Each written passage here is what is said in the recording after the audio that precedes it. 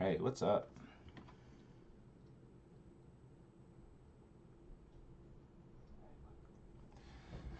Let's do this. We're talking about linked lists today. The problem set 0 deadline is tonight. Is the only big announcement. Make sure you're meeting that deadline. Just a reminder, since this is more relevant than it was day one, we have 5 problem sets, each worth 50 points. And 50 points is a large portion of your grade. If you skip an entire problem set, the best you can do is a B in the course, assuming you get full credit on all of the other problem sets and pass the quizzes. Of course, I won't rehash learning objectives today. And if you miss two of the problem sets, you're down to a C minus if you max out your points on all the rest of the 3. But if you're skipping problem set 0, you're not maxing out your points on the other 4. If you're already that far behind, you're not going to get caught up. You need to meet this deadline and get your 50 points for problem set 0. It's not gonna be easy to pass the course if you don't get all 50 of problem set 0 points. They are the easiest points you'll earn in this class. Probably. I mean, you could probably argue there's some other points, but it's the easiest problem set for sure. So we do have the late policy. So if you don't finish by tonight, if you've tried your hardest over the past week and you just couldn't get there, and you finish tomorrow for a 20% penalty and get 40 points on the problem set, it's not do or die tonight, but really problem set 0 it kind of is, because if you can't meet the problem set 0 deadline for full credit, you don't have much hope for problem sets 1 through 4. So make sure you're hitting that. The Autolab stats are always terrifying leading up to the first deadline. I would expect everybody to be done with this problem set already. If I were a student in this class and I were not done with problem set 0 at this point, at the time of broadcasting this lecture, not the point of where most of you are watching this lecture, but at this point right now, Thursday at 11 a.m. Eastern, if you haven't finished problem set 0 right now by then, or if I haven't finished, if I'm a student in the class, I'd be getting a bit nervous at that point. And looking at Autolab, I think only half the class made a submission yet, so make sure you're getting on that. We do have office hours today. Both TAs have office hours today, so make sure you're taking advantage of that. Post on Piazza. We're here to help you, but you gotta be working on it. Okay, so in problem set 1, you can do problem set 1 right now. There's no linked list content on problem set 1, so those of you who are on track and putting in the hours to this course that this course needs, which by the way, we're 3 lectures in. Just to give another reminder of this stuff, we're 3 lectures in. You should have already spent 27 hours outside of class working on CSE116. If you haven't put in 27 hours outside of class,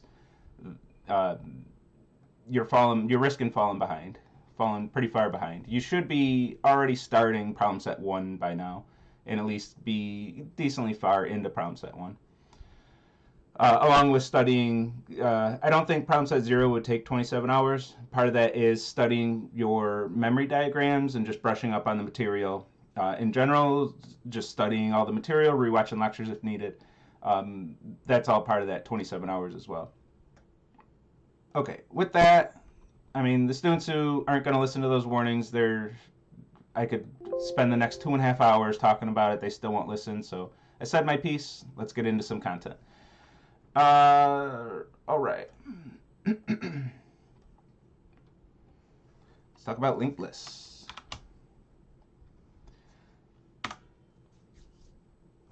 And as always, I'll be watching chat. If anybody has questions, let me know. Okay, so let's talk about linked lists. But before that, I want to talk about arrays and array lists. Because I want to motivate the question of why the hell are we learning another data structure? We already have array list, and array list is very similar to a linked list. So it's kind of weird that we're talking about a second data structure that does, as we'll see, does a lot of the same stuff. So we got to talk about what the differences are. As opposed to hash map. Hash map does a whole different thing. It's a key value pairing. We're not going to talk about that concept today.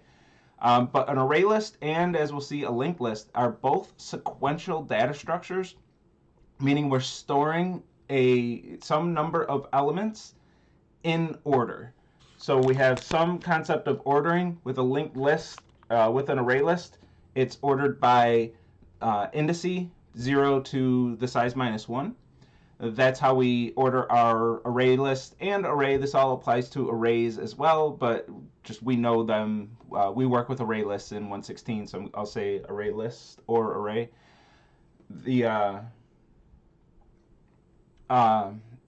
So it is a sequential data structure, which means the order of the elements matters. Hash map, the order doesn't matter. But with an array and an array list, that order is maintained in RAM directly. We have one block of memory, and then all of the values in your array are actually located next to each other in memory. And we can think of memory as a giant array of bytes, as we talked about earlier. And when we have an array, we get one chunk of that memory, and we store all of our values in that chunk. And then the reference that we get when we have a variable that stores a reference to an array or an array list, what we actually have is a reference, is the memory address of the first byte of the first value in that array. So that's all we get, is that one memory address. And then if we want to find any value in the array, we can do a little bit of math. We can take that first address. This is what's stored in our variables. If we have a variable of type array, then all that variable stores is this first address, the memory address of the first byte of the first value, that value at index 0. And then if we add to that whatever index we're looking for, whatever value we're looking for, take the index and multiply it by the number of bytes per element in that array, and that's going to give us directly the memory address of the value we're looking for, the value at index, I guess I called it index here, at index I. We can go directly to that memory address with one multiplication, one addition. This is something called random access, meaning that with just this little bit of math, we can go to any value in the array extremely quickly. So an array is very efficient at accessing any value in any index in the array. Extremely efficient. The big downside, so that's the positive, that's the big advantage of an array, is this random access. The big downside is that you can't change the size of an array. It cannot be done. If you create an array of 5 elements and you want to add a 6th element to it, you're SOL. You cannot do that. It's not allowed. It's not how computers work. You cannot do that. Now, we use array lists in Java in 116, and array list gives us the illusion that we can change size, but it's all a lie. We usually have a whole lecture on that in 116. It had to get cut for summer, but in 250 they'll go into all the details about why that is a lie, why array list doesn't actually change the size of an array. I'll give you the brief version here. We saw last time that the ArrayList class has an instance variable of type array, which actually stores the values. So an ArrayList does just use an array. And that underlying array, the instance variable, cannot change size. It's not allowed. You cannot do it. Can't happen. So what an ArrayList does is ask for an array that's bigger than it needs. And then it has some room to fill up more values. So when you add a new value, it goes to the next available index in that underlying array, and as long as it asks for more space than it needed, there's more space for those extra elements. But eventually it's going to run out of space. It's going to ask for an array of size 10, you add 10 values to your array list, you run out of space, you add that 11th value. What the array list does at that point is creates a brand new array. It goes to the operating system and says, I would like an array of size 20 this time, because I think that's going to be enough space. And then copies all of the 10 values from the original array over to the new one, throws away the original array, and then uses that new array. So when it runs out of space, it allocates a brand new array and copies all the values over. So you can't change the size of an array, but you can always ask for a brand new array of the size that you want, and then copy all the values to the new array. And that's exactly what an array list does. Every time it runs out of space, it creates a new array of double the size. I'll let 250 talk about all the math of why exactly we double the size and not any other, add 10 or multiply by 3. It's exactly doubling because the math just works really great like that. It's the optimal thing to do. So array list gives us the illusion of variable size, but it's all a lie. And when it does that resize, it's a very expensive operation to allocate new memory and copy all the values over. So fixed size, not really something we want. And since all the values are located sequentially in memory in one big memory block, it's also very slow to do things like add a value to the beginning of an array list. If you want to add a value to the beginning, you want to say, I have a new index 0, but I also want to preserve everything that's already in the array list. What you have to do is take everything that's in the array list and move it all down by one index and to make room for the new first element, and then add the first element to it. Because you can't go to the operating system and say, I would like to expand this array. It's just not something that we're allowed to do. We can't ask for heap space like that. It's not allowed. So we have to move everything down.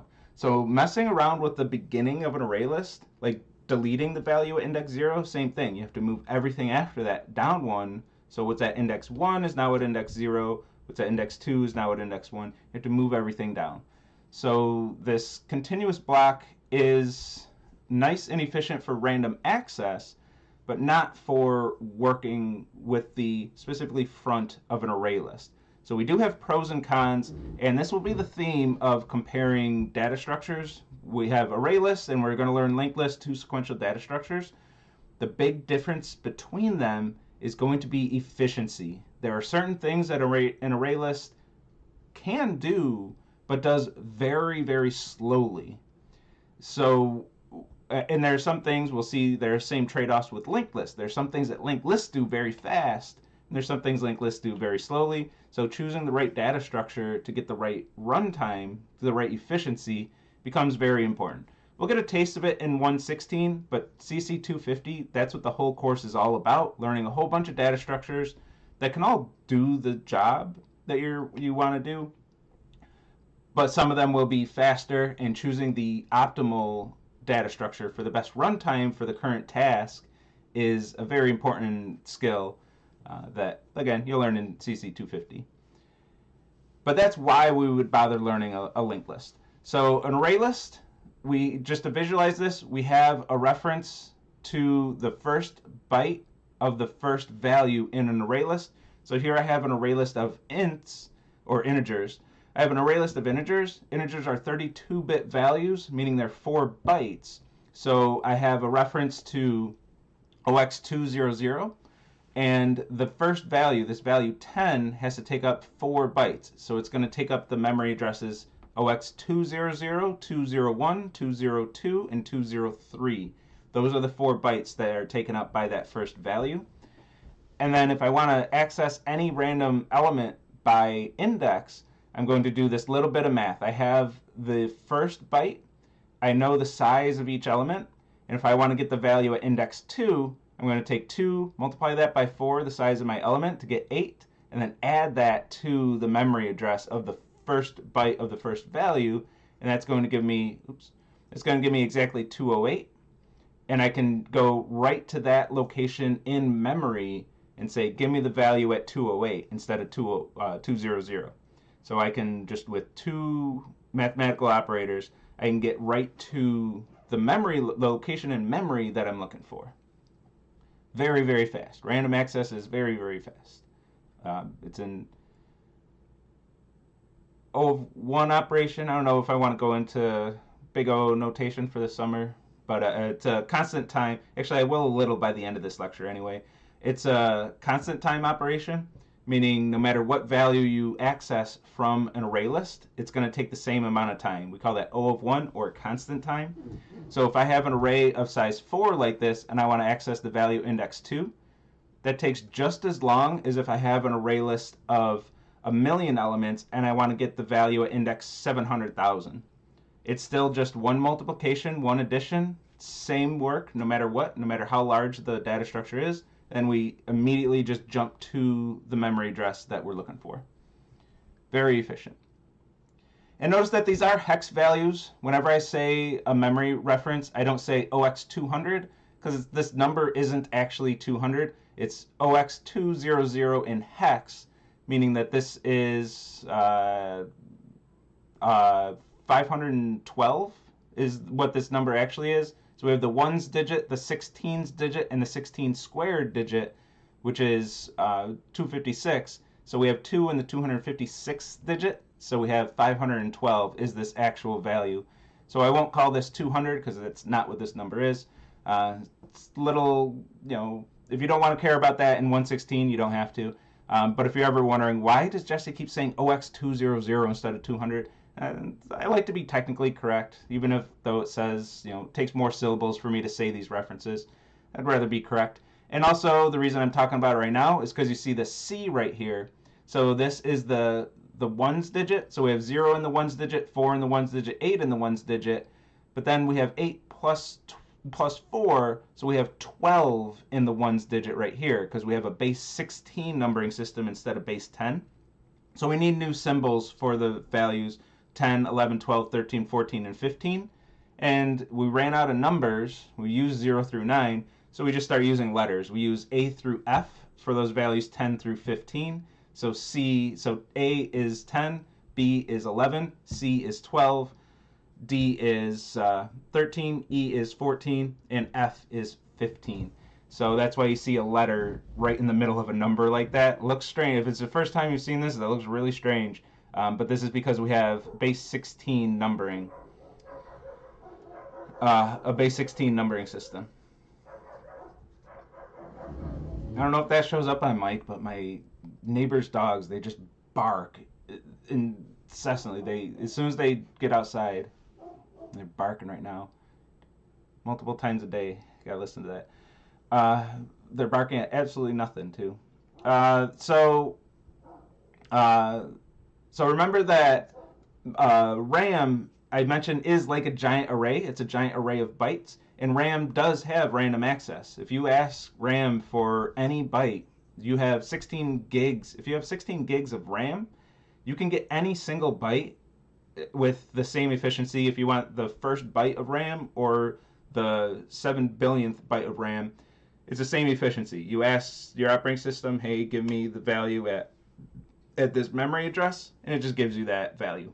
Random access, very nice. O of 1, very efficient.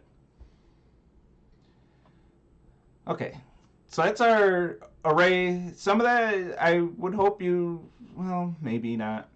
I would hope you know from 115. I don't know how deep they even should go into the details of how an array or a list in Python works. But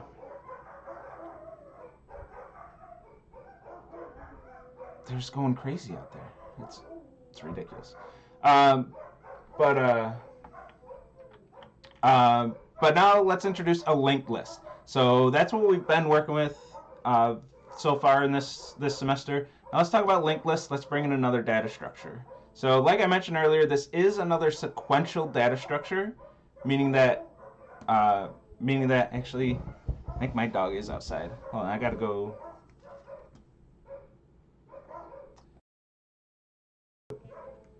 I gotta let my dog in real quick.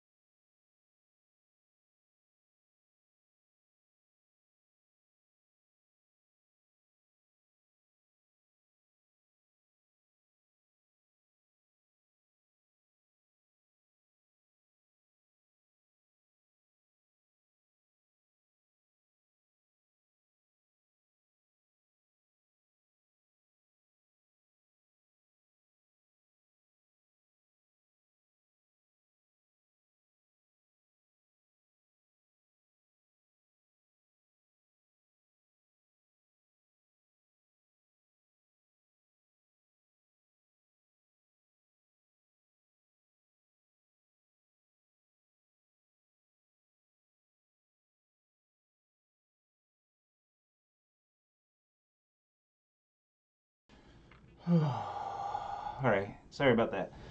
I forgot I did leave my dog outside, so they were barking at my dog, and they will not stop. I don't know. But so a linked list is another sequential data structure, but we don't have random access. We don't have one continuous block of memory. Instead, a linked list is spread all across memory. So we have each value in our linked list stored in a completely different location in memory, and then we're going to bounce around memory to be able to get to each value. So the way a linked list works is each value, instead of being sequential in memory directly like an array, each value, what we'll end up calling a node, each linked list node knows two things. It knows the value at that node, at that point in the linked list, and it knows where to find the next node. So to find each node, we start at the first one, we get the value, and then we ask it, hey, where can I find the next one?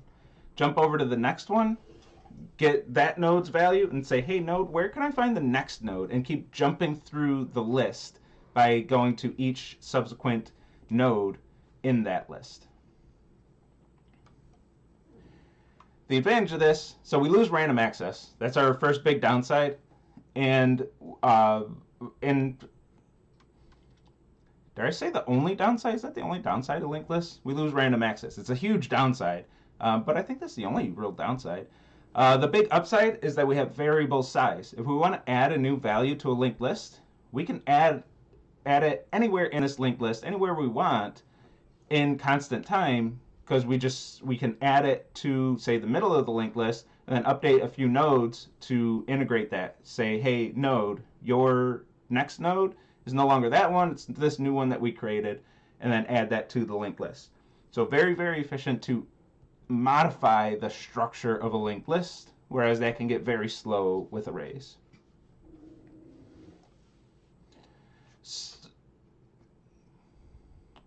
So, and this is where we're going to use objects. So this is why linked list comes right after everything we learn about objects and classes. We're going to use objects to create our linked lists. So our linked list is going to be defined by a class that defines a single node in the linked list. And each one of these will be separate objects. We'll create objects of the node type, and each object will have the value at that element and a reference to the next node object. That's how we're going to link these nodes together, is through references, which is why we had to talk about references. Oh my god, they're gonna drive me nuts.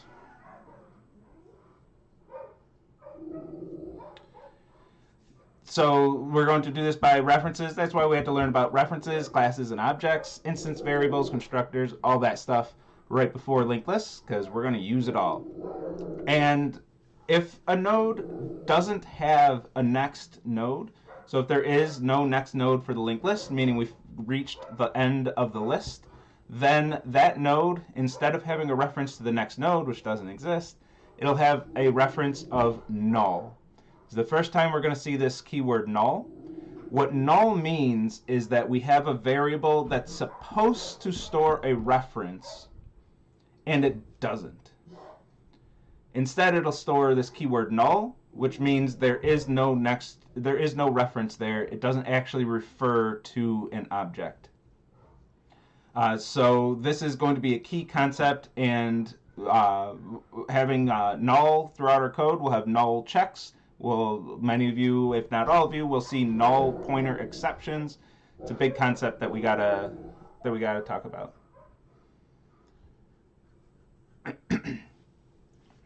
So if we see null, if we see that a node refers to null, then we know that we've reached the end of the list. I've been lucky so far. They didn't let them out during lecture, but not so much today. Hopefully the mic isn't picking up all the barking at least. But man, it's frustrating. So here's our class. Here's what the linked list node class is going to look like. We have two instance variables, one for the value at this node, and then another for a reference to the next node. And that's really the core of the linked list node class. I have a main method here as well, so this isn't really part of the structure of a linked list node. These two instance variables really are the whole thing. That's what a linked list node needs to be. it needs to store these two values, the value at that part of the list and a reference to the next node. Then we have a constructor, which is going to initialize those two values. And that's really it. It won't get much, well, I can't say that. It won't get much more complicated than that. It will. We will add more methods here to be able to actually work with a linked list. But as far as the structure of a linked list goes, this is it. That's all we need. Two instance variables, a constructor to set them, and then eventually we'll have getters and setters as well. For now, the main method is inside the linked list node class, so I don't need my getters and setters, because right now all the code is inside the same class. Eventually we will have getters and setters, and we'll have to use the getters and setters. For now, we're not going to bother. We're going to put everything in the linked list node class for quite a while here, at least the next half hour. So let's see what this looks like, how we're going to create our linked list. So let's, okay. I thought I had some breakdown slides there. I'll just break it down right here. And we're headed into a memory diagram to make this clear, but I want to just go over this first, just in the code, how we're creating a linked list. So we're going to call our constructor, create a new linked list node int object. I'll just say linked list node. That's where we're headed anyway, is just a plain linked list node. We're going to create a linked list node object and give it the value 1. So I'm creating a linked list node where the value is 1 and next is null. So I'm creating a node, effectively a list of size 1. I have a linked list node that has the value 1, and its next is null, so I know there is no second node in this list. And assigning that to my variable first, which stores the first node in the linked list. This we often call the head of the list. Whenever we have a variable that stores what we think of as a linked list, what it actually stores is a reference to the first node in the linked list, which we call the head node of that list. So we store that, only that reference, in our variable. And then we're going to do something a little bit fancy. This one will be more clear in the memory diagram. I think it's not too crazy right here, just looking at the code too. We're going to create another node with the value 2 and set its next equal to first. This tends to trip students up sometimes because we have first on the left-hand side and the right-hand side of an assignment. So on the right-hand side, this gets evaluated first. This first gets evaluated first. But this gets evaluated, which is a reference to the node with the value 1 and a next of null. And that becomes the next of this new node that we're creating. So we have a new node of value 2, and its next is the node of value 1. And then assigning that new node to the variable first, reassigning first. So now first is a reference to the node of value 2, which has a next of the node of value 1, which has a next of null. So at this point, first is effectively a reference to a linked list with the values 2 and then 1. And we're going to do it again. We're going to create a new node with the value 3 and a next of first, which is a reference to this node with value 2, which has a next of the node of value 1, which has a next of null, and then assign it to first. So now first, the final first here is a list with the values 3, 2, then 1. And what we've done here is effectively prepend values. We're adding values to the beginning of a linked list, which is a very efficient operator. This is something that I mentioned for array list is very, very slow. It's an O of n operation or a linear operation in an array list, because you have to move every value in the list one way or the other if you want to add or remove the first element, the element at index 0 of an array list. With a linked list, this is a very cheap operation. We create a new node, have it refer to the old head of the list, and then update our reference to be that new node. It's an O of 1 operation, very, very fast. Visually, looks like this. So first is a variable that just stores a reference to the first node in the linked list. This node has the value 3 with the next of the node of value 2 with the next to the node of value 1 with the next of null. So this is our overall list. We have the list 3, 2, 1. But first really only just stores a reference to that first node, which has a reference to the next node, which has a reference to the next node, which has a reference of 1. So we don't actually store linked lists. We store a reference to a node, to whatever node is the first node in the linked list. So let's see this in action. And let me queue up my slides. So we're going to go to a memory diagram. Then we're going to come back to the slides to talk about toString. And then we're going to come back to the memory diagram.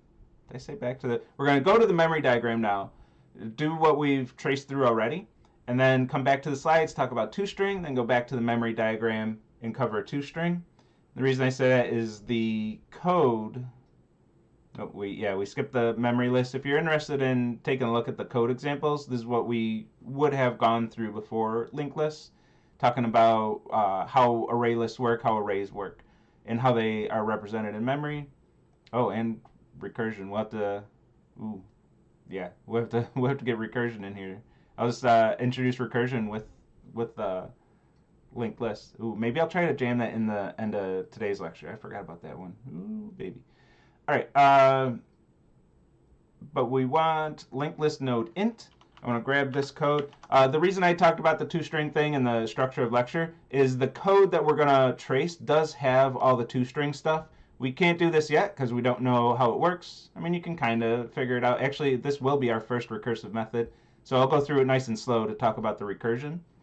But for now, we're only going to trace these first 3 lines, the 3 constructor calls. And then we'll come back to the memory diagram after that. Okay, so let's get to our tracing tool. Practice. Trash can. Make sure I switch to Java. Hide the toolbar. Go into full screen. Scroll this up. Shift things over. Get things all nice and neat, and we're ready to roll.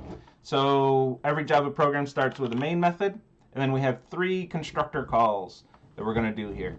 So we have the variable first. We don't know what value it's going to get yet. Then we have a constructor call. I'm going to grab this linked list node int into my clipboard so I don't have to type it a bunch of times. We have a constructor for a linked list node of type int.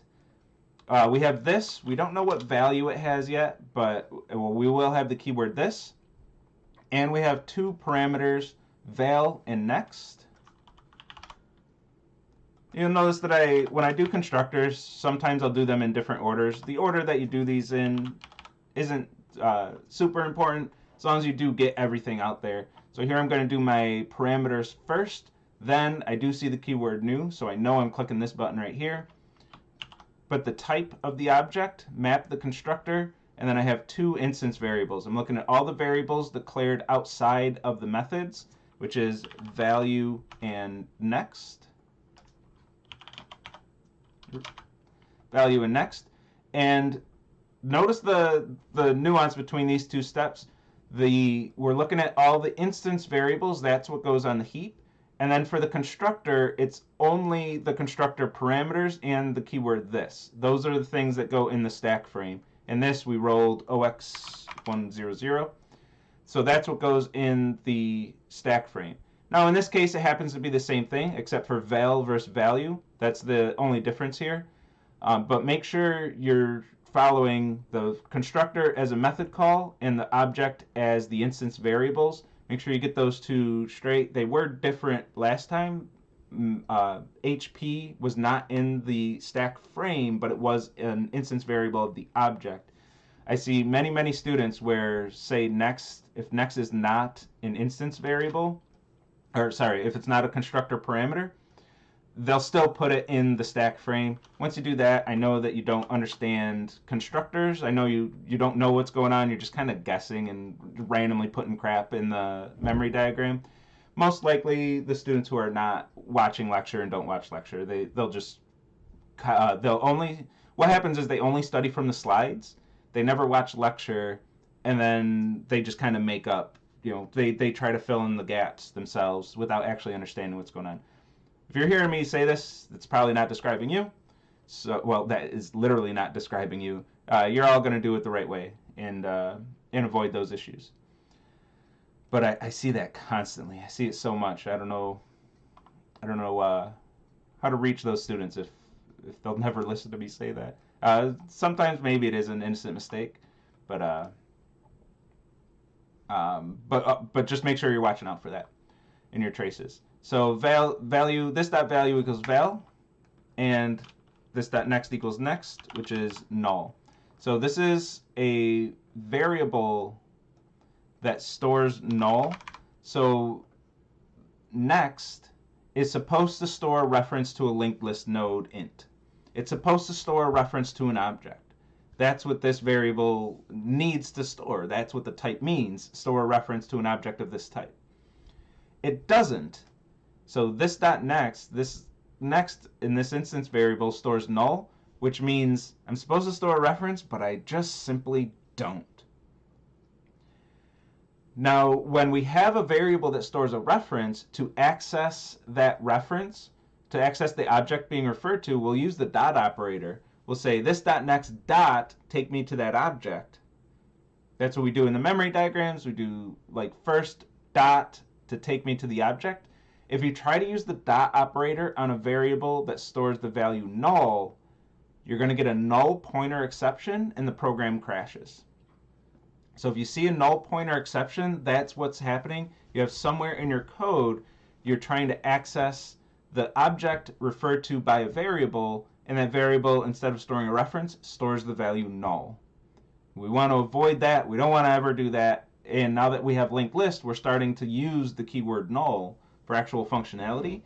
So you're likely to see some null pointer exceptions. Whenever you see that, that's what's going on. You have a variable that stores null, and you're trying to use the dot operator, which dereferences is the fancy word for it. Which dereferences the reference, which takes you to that object. So now that we have keyword null, something to look out for. Then we have another constructor. I always forget my return arrow, so let me get it on there first. We have this, val, and next. Those I'm getting from the constructor parameters, just like any other method call. We get those parameters from the parameter list of the constructor, but adding the keyword this. We have to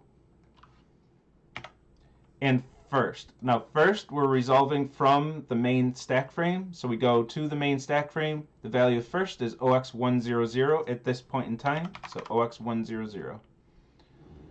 I see the keyword new, so I'm creating a new object.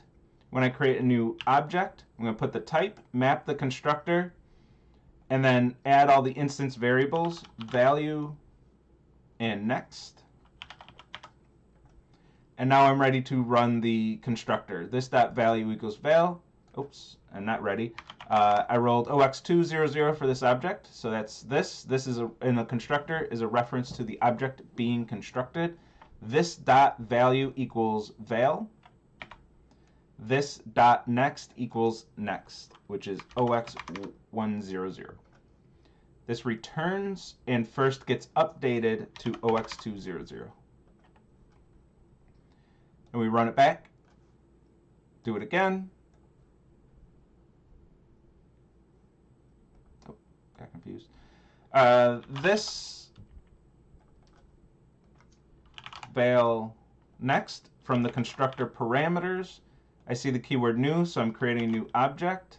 Map the constructor. I have instance variables value and next. Val was 3. Next is first, but first at this point in time has the value OX200. So OX200. This we rolled OX300. Run the constructor. This dot value equals val 3. This dot next equals next OX200. This returns and updates first to OX300 now. So at this point in time, first is a reference to the object at OX300, which is this node right here. So the first value in the list is 3. This has a next of OX200, so the next value in the list is 2, which has a next of OX100, the value is 1, which has a next of null, so we know that this is the end of the list. So first effectively stores the list 3, 2, 1 in that order. But what first really is just a reference to a linked list node int. And first doesn't know about anything about the rest of the list. It just knows a reference to the first node, and it can check and see, oh, next is not null, so there's at least 2 values in this list. But there could be 2 billion values in this list. Like, we don't know how big the list is. It's information we don't get with a linked list. We just have a reference to the first node, and we can keep going through the list until we see null to gain all the information of it. So we can't figure out that size, or we can't compute its size efficiently. We can by going through the whole list and counting off nodes, and we can't immediately jump, like from first, we have no way to immediately jump to the last node of the list. There's no way to do that. We just have to traverse the entire list. Here it's only 3 nodes, so whatever. But if we have a linked list of 1,000,000 nodes, we can't just jump to like the halfway point in the list. We can't do that. We have to do 500,000 jumps of .next, .next, .next, .next, .next to get to that point in the list. So we lose random access. That's a big loss. But what we gain is the efficiency of changing the structure of the list. Specifically, prepend here is very efficient. We created an object and then updated one reference. That's all we did to be able to prepend, and that happens to be an O of 1 operation. So prepending a value to a linked list is extremely efficient. It's O of 1, very fast.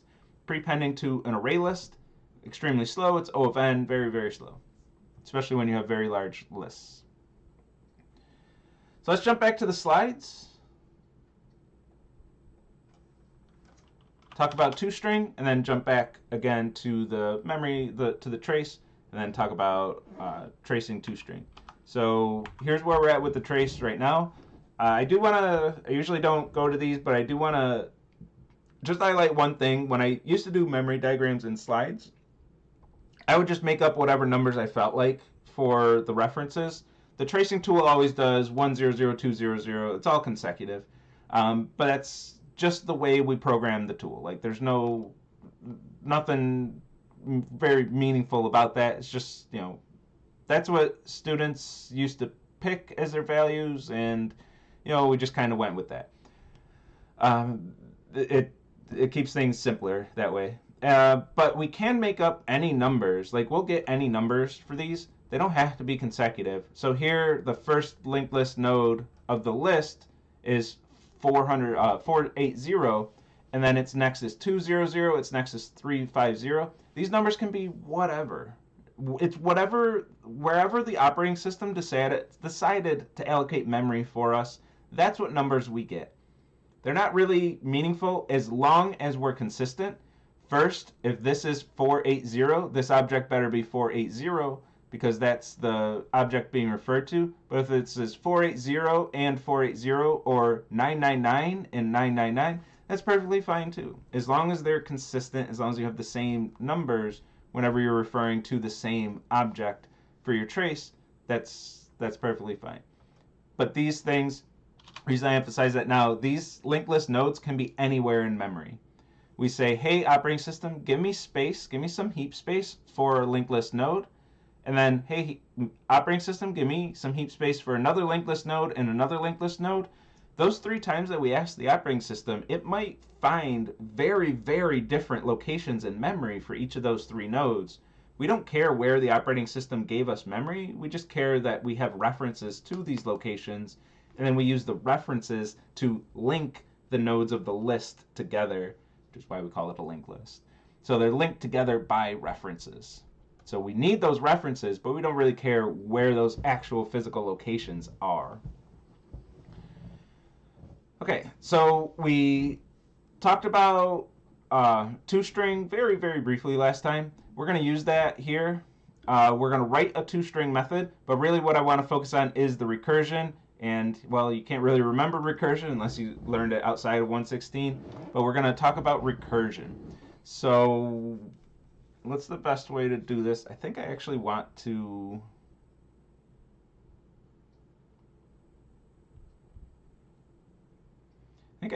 introduce recursion separately first. So let's go to this trace. Let's save this trace as LL, I guess.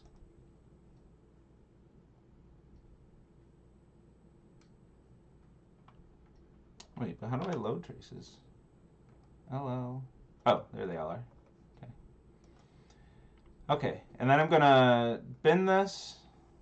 Go to the repo. Pull up our recursion example. Example? No.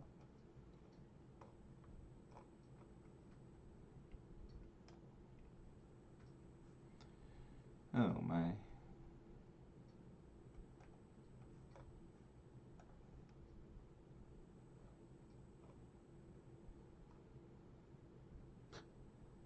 Forgot about that one. Oops. Where the hell does it live anymore?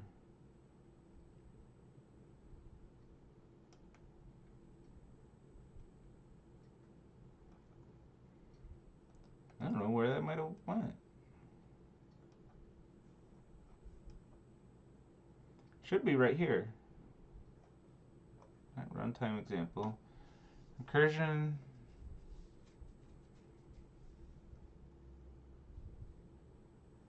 It's just a method that adds two numbers together. I suppose I can just live code it. Where the hell did it go, though? It should be in this repo. That's wild.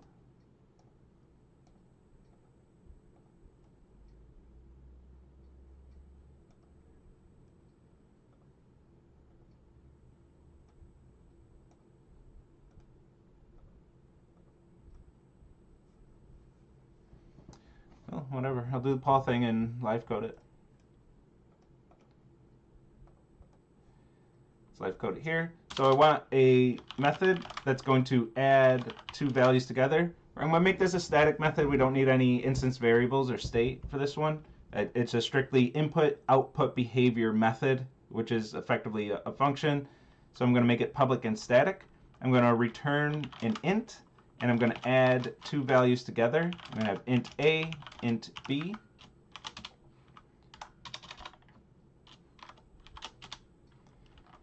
And of course, we could just return A plus B would be the sensible thing to do, or not even write a method for this. We would just add our values together. But what I want to do is int A equals 4.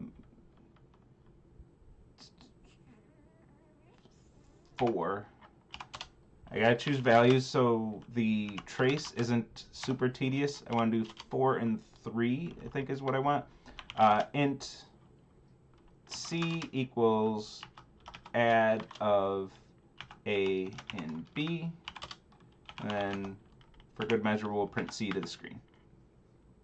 So that's what we want to do, and yeah, we would just return A plus B, but I want to do something different. I want to write this as a recursive method, just so we have an example of a recursive method. You'd never actually write a method to add that does this. But what I want to do is add these two values together. So I'm going to check, whenever we write a recursive method, the first thing I want to do, it's not necessarily the best first thing to explain, but if I want to create some simple case where the answer is already solved, if there's no work for me to do, actually, let me just explain it in a more sensible way. I'll do that one last. So I want to add these values together, and I'm going to write this in a silly way, just so I can do it in a recursive way. But what I'm going to do is do just a little bit of work for this method. I'm going to say return, if I'm asked to add A plus B, what I can do is instead of just adding A plus B, what I can do is a little bit of work and then let the method itself it's so artificial setting it up like this way. I'll think of a way to explain it, but I'll do a little bit of work and then make a recursive call to this method. So what I want to do is actually call the method itself. A recursive method is a method that calls itself. So this method, we're not even done writing it yet. We barely even started writing it, but we're going to use the method's definition to finish the method's definition. It doesn't really make sense, but what I want to do is a little bit of work. What I'm going to do is a plus 1, b minus 1. So if you ask me to add a plus b, that's going to be the same as adding a plus 1 and b minus 1. So a is going to end up being my final result. And effectively what I'm doing is saying, okay, if b is 3, you want me to add 3 to a? Well, let me add 1 to a and decrement b. So now my task is to add 2 to a. And then I'm going to add 1 to a again. And now my task is to add 1 to a. Then I'm going to add 1 to a again. And now my task is to add 0 to a. And I'm going to keep doing this until I get down to 0. So I'm going to change the question. Instead of adding 4 plus 3, I'm going to change the question to adding 5 plus 7, then 6 plus 1, then 7 plus 0. And if I keep doing this, I'm going to end up adding 8 and negative 1, 9 and negative 2. I don't want to blow things up like that. So what we need whenever we have recursion, if we just keep calling the method itself, we're going to go infinite here. We're going to get infinite recursion. Things are going to blow up. So what we need is a base case. Every recursive method needs a base case, which is a situation where there's it's trivial to solve the inputs, to generate the outputs for a specific set of inputs, and just return the value. So if b is 0, if you're saying add these two numbers, one of them 0, I'm just going to return the other one. Right? If you tell me to add anything to 0, the answer's already there. Like, there's nothing to do. So the base case is just trivial. Add 0 to this. Well, I got nothing to do. There's nothing to do, just return it. Else, I'm going to have my recursive step, and the recursive step is going to get me closer to the base case. So I'm going to assume I have 3 ingredients to successful recursion. 1, assume the recursive call works. So I just assume that if I call add, it's going to return the right answer. Then I'm going to build my logic around that fact. I'm going to just assume this is true. So if add does return the sum of 2 values, well, then the sum of a plus b is equivalent to the sum of a plus 1 and b minus 1. The ones cancel out. It's the same problem. It's the same answer. And make sure your recursive calls get closer to a base case. So if I'm subtracting 1 to b, then I'm getting closer to this base case, asterisk. I'm getting closer to this base case, and then eventually I'll hit the base case, and then our third ingredient is the base case itself. Once you hit the base case, this needs to be a situation where you do not make a recursive call, and that's going to end the insanity and start returning stack frames. The one issue with this code right here is that it is going to blow up. I'm typing what I'm thinking. It's going to blow up if b is ever negative. So if you give it 4 and negative 1, this is gonna crash. So we want to say if b is positive, we're going to return a plus 1, b minus 1. But if b is negative, this can be an else if actually.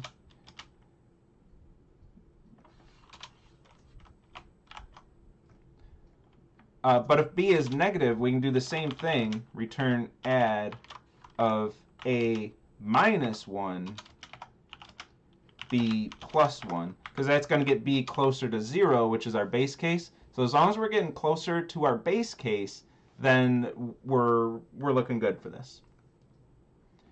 So we're assuming the recursive call works, building our logic around that assumption that the recursive call is going to return the right answer, and writing our recursive calls to get closer to a base case, which is a trivial input-output that doesn't have to make a recursive call. Again, you would just do a plus b right here. But just to force a recursive example, here it is. This is how we would set up a recursive method, a method that calls itself. If we run this thing, we should see 7 printed to the screen unless I made a terrible mistake. Compiling, running, 7 is the first thing printed. And just for good measure, let's do a -3, make sure that side works. We should get 1 when we add these two values. So let's run this thing. And we get 1. Okay. And what I'm going to do is push this to the repo. So I added that to recursion.java. Add example. The wording gets weird, but I'm adding the add method example. Commit and push. So then, since I made an update to the repo, if you go to, oh god damn it, well I guess I didn't make an update to the repo. I'm not gonna bother doing that. Oh, and it opened Firefox. No, I had Firefox open. I don't know. I'm not gonna mess with that right now. I'll push that after lecture. Or should I mess with it right now? I don't want to. I want to fight with GitHub because the login with GitHub often doesn't work. I'll give it one try. GitHub, I'll give you one try. Well, really, I think it's IntelliJ that messes up the communication.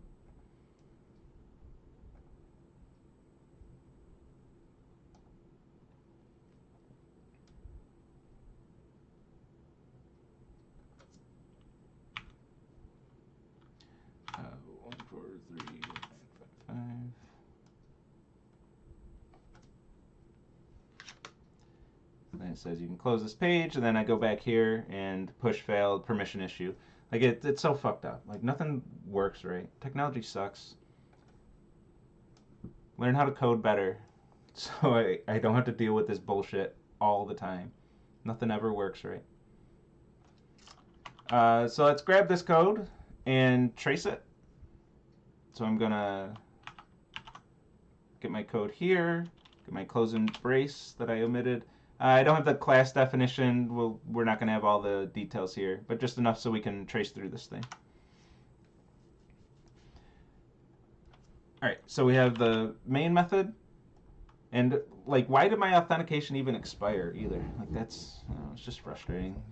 So many things. So A is 4, B is 3. Then we have our add method call. We're just going to add into C. We have add, returning to C. This is a static method, so I do not have the keyword this. And our parameters are A and B. Our arguments are A and B. A, B, 4, 3. And we're ready to run the method. So if B equals 0, B does not equal 0, go into the else if. B greater than 0, that's true. B is positive 3, return add of A plus 1, B minus 1. So we're going to, oh, actually I wanted to call it X this time. I do want to change this a little bit, just to make the memory diagram more clear. So we have actually I get to talk about a lot of things making this change. So we have a code block, which is going to have the variable X in it. So I have a variable declared inside of a code block for this if statement. So I do need a code block because once the else statement ends, this else if ends, X is going to be destroyed. Now the method call is going to end right after that anyway, but I still need my code block. That is the proper thing to do. And we're going to have add. So we have another A, another B. Is going to return into X in the previous stack frame. And here we're adding A plus 1 from the first add stack frame, which is 4 plus 1, so we have 5.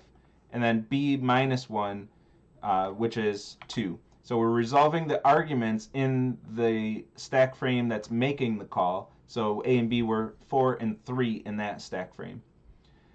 And then this stack frame is going to check b equals 0, no, b is 2. Else if b greater than 1, this is true. So we're going to have this, this call right here. So we have a code block, which is going to get a variable x. We're going to have a new stack frame for add, which is going to get a and b. And now a plus 1, this is in the stack frame making the call, so this is 6.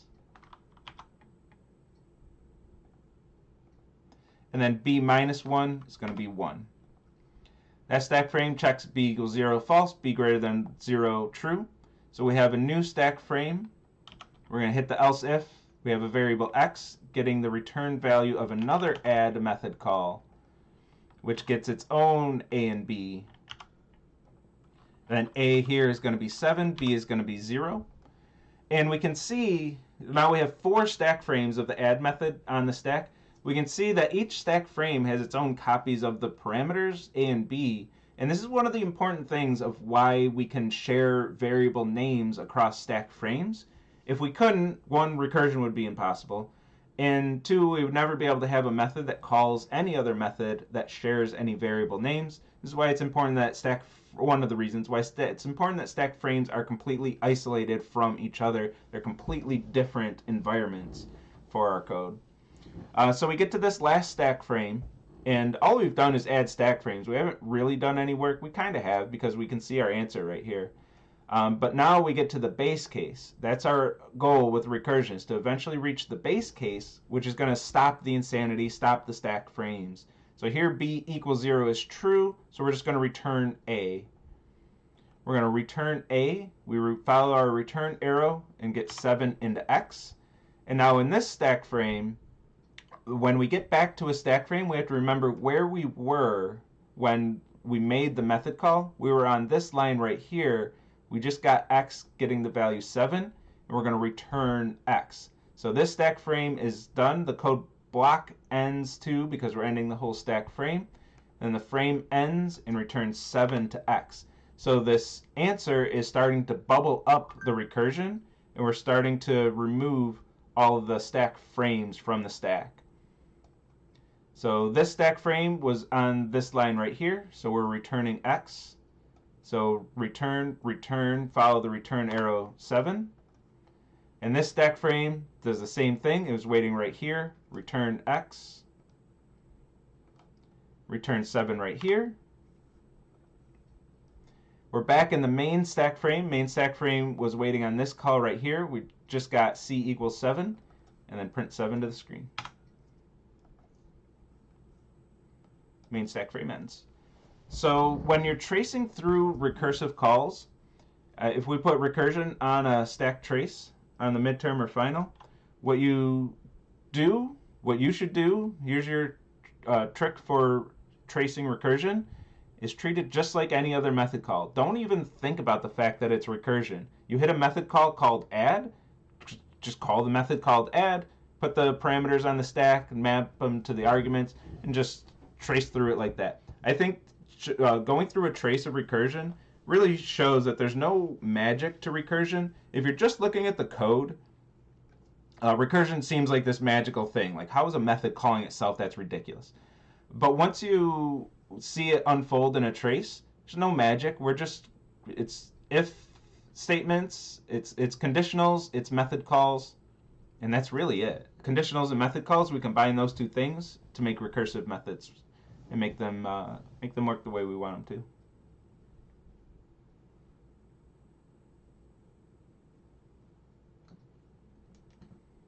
And I'll keep watching chat. I haven't seen anything today yet, but if you have questions, as always, let me know. Otherwise, I'm going to keep on trekking through. So let's get back to the slides and talk about toString. So we saw the structure for toString last time. We have a method named toString with a capital S, takes no parameters, return type string. And if we have a method like this, then when we print our object to the screen, then it's going to call, if I did print line first, it'll call toString. I like making the toString call explicit, especially when I'm asking you to trace the code. I'll make it explicit just so there's no mistakes of, well, is toString called? Print line is internal to Java, so I know Jesse said we don't trace that, so I'm not going to trace it. But you have to implicitly know that print line will end up calling your toString code, and since that's your code, you do have to trace it. Just gets, I understand how you would think you could skip that trace. So I like to make it explicit for traces. I made it explicit here. I'm calling toString, but if I just did print line first, that's going to do the same thing in my code, just without an intermediate variable. So now, remember recursion? We're using it. With linked list, we will use recursion. I'll use recursion for every linked list example I give you. So we're going to see a lot of recursion in linked list week. And I hate this every semester, but I strongly recommend that you actually use recursion. Get used to recursion when you're working with linked lists. You will benefit from it, from learning recursion now. Technically, you don't have to use recursion for linked lists. There are ways to write all this code using loops without using recursion. Don't do it. Statistically, historically speaking, most of you will do that. It's ridiculous, but it's a battle that I've stopped fighting. But I will still urge you, please use recursion. The reason you want to use recursion for linked lists is because when we get to trees, the recursion is not optional. You have to use recursion to get anything to work with trees. If that weren't the case, we wouldn't even really talk about recursion probably. It'd just be this like cool niche thing that some people use and whatever. But when we get to trees, you really can't write code that works with trees that doesn't use recursion. It just doesn't work. For specific reasons, we'll talk about it when we get to trees. But there will be, suffice it to say, there will be a point in 116 where you won't be able to avoid recursion. So if you're practicing recursion during linked lists, when the recursion is easy, then you're going to have a much better time when you get to trees when the recursion is hard, or at least when the recursion is harder. But you don't want your tree recursion to be the first recursive methods you ever write without any practice or background coming from linked lists. That's going to be a bad time. You're going to have a tough time writing those recursive methods.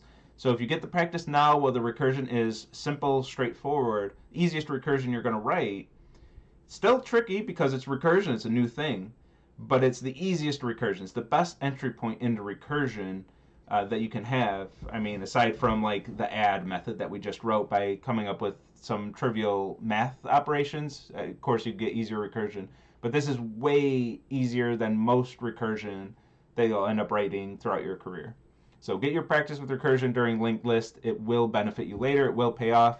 Those of you who will ignore this warning, good luck with trees. You'll still make it through trees. It'll just be a lot harder than it needs to be. You'll make things harder on yourself, which computer science students are great at doing, as it turns out, making things really tough. People complain about all-nighters and shit like that, but there are ways to avoid that, and most students will ignore any advice that me and my colleagues give like that. They'll just ignore it all and then complain about all-nighters and say, all these courses are so hard. I'll end that rant there, but just listen to the advice that we give and you'll have a lot easier career. You'll have a lot more free time. The debugger too, that's my biggest one, is if you learn how to use the debugger, take some time out of your day and learn how to use the debugger really well, you will save countless hours on all of your programming tasks. I say that confidently because I have lived that. I used to not use the debugger because it wasn't even taught in any of my undergrad classes. Nobody even talked about the debugger. I learned about it in grad school finally, and I'm like, why the fuck did nobody tell me about this thing?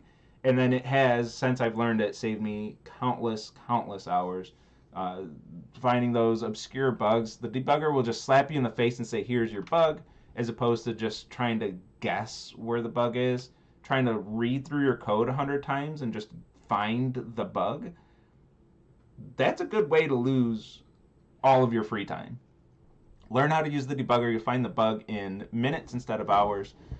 And so many students just ignore this advice. I get them in 312 and they still don't write tests or use the debugger when it would have saved them tons of time.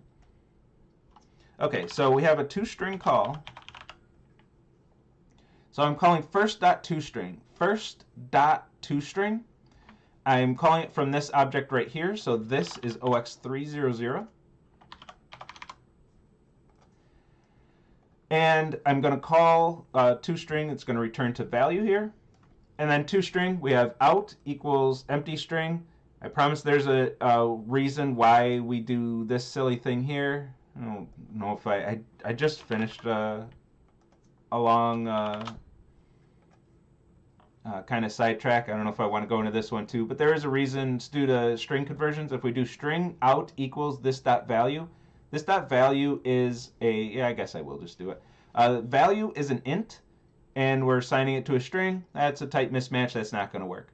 But if we assign out to the empty string and then use the string concatenation operator, string concatenation in Java is very powerful. It's going to convert the int into a string, then concatenate, and then assign to out. So this is our way of getting our types working.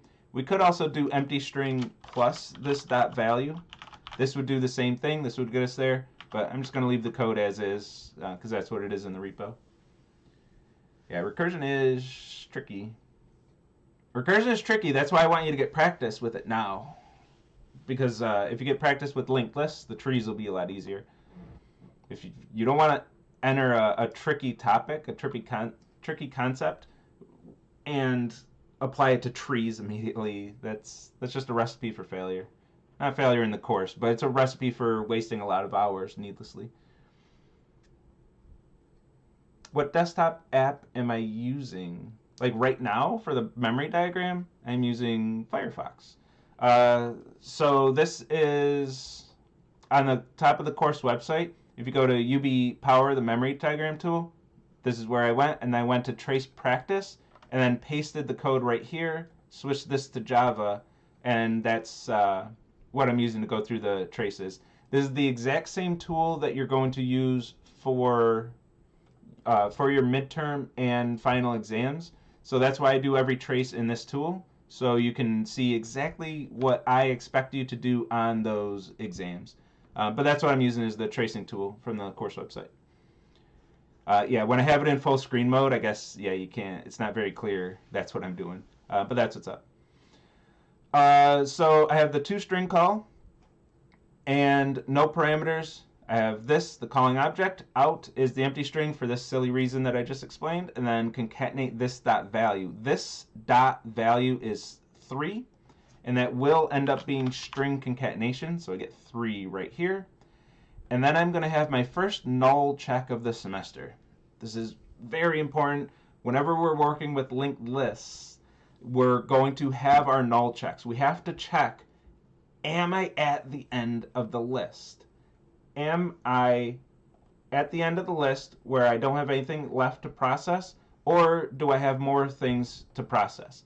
The question I'm going to ask is next null? If next is null, I know that I have the last node in the list. So every method you write that works with linked lists is going to have a null check like this to see, are we at the end of the list? So, and specifically I'm asking, are we not at the end of the list? If we're not at the end of the list, so this is not the last node, then I'm going to execute this code here. I have a block, but I don't declare any variables inside it, so I don't have to worry about my code block in the trace. But I am going to execute this code. I have this .next.toString, our recursive call. ToString is calling ToString. And I have a weird thing that as you get more familiar with recursion, you'll see that why this is kind of weird. I'll explain it here, but recursion is brand new to you. Is I have a recursive call that takes no parameters. Now, for recursive calls, for stack frames to communicate with each other, they need the parameters. They don't really have any other options other than the parameter list to be able to communicate to each other. Parameter lists and return values. That's how stack frames communicate with each other. With recursion, that's how these recursive calls have to communicate with each other. We're making a recursive call that doesn't take any parameters, so I'm not sending any information to it, which is kind of weird. The way we're getting away with that is, well, let's just start tracing through it. We have this call here, this .next.toString.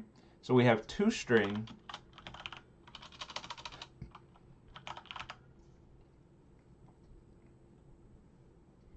and it's this. So we have from this stack frame this dot next dot toString. So we're calling toString from this object right here, OX200. So the way we get away with that in recursion is we are actually changing the context of the stack frames through the keyword this. So this is getting a reference to the next node in the list, and we're using that as a parameter to change the inputs of the next stack frame. So that's how we're having a recursive call that takes no parameters. It's because the calling object changed. So it does have a different context. If the context of a stack frame doesn't change in a recursive call, you're going infinite because you have the same exact inputs. You're going to have the same results, which is a recursive call that goes infinite, and you don't get closer to the base case, and it just blows up. It ends up being a stack overflow. Oh, I didn't mention that. I mentioned it when we talked about the stack earlier. But if you never reach the base case, you go infinite with your recursion, and you're going to get a stack overflow error. I mentioned when we had the stack, I'm like, you get plenty of stack space. You don't have to worry about stack space unless you go infinite. If you try to use infinite stack space, then you're screwed. So if your recursive call never reaches the base case, you're trying to add infinite stack frames to the stack, you're going to run out of stack space and get the stack overflow error, and your program crashes. So we need to avoid that. The change in context is the calling object. That's how we're avoiding it. That's how we're getting closer to the base case. The base case here is a little invisible, but it's when we reach the last node of the list. So we need to get closer to the end of the list, and we're changing the context to the next node. If we keep going next node, next node, next node, next node, we're eventually going to reach the end of the list, which is our base case, and then return the recursion.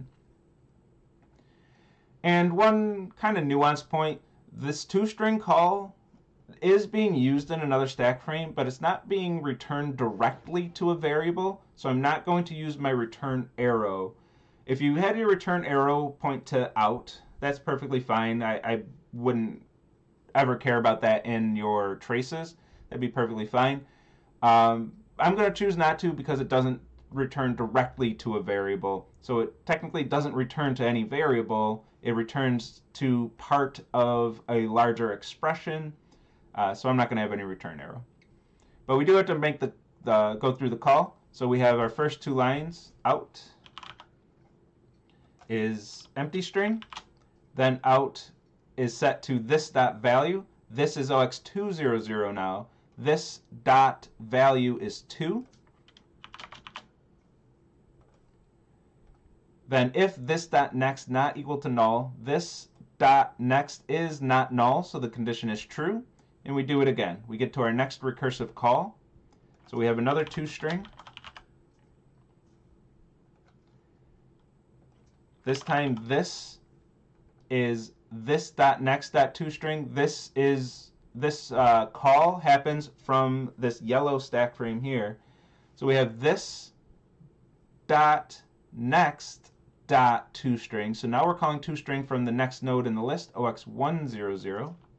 So we changed the context again. And then we're running it again. So we have a toString call where this is OX100. That's all the information we need to run this call. So out is empty string, and then immediately gets replaced by this dot value, which is 1 as a string because it's string concatenation.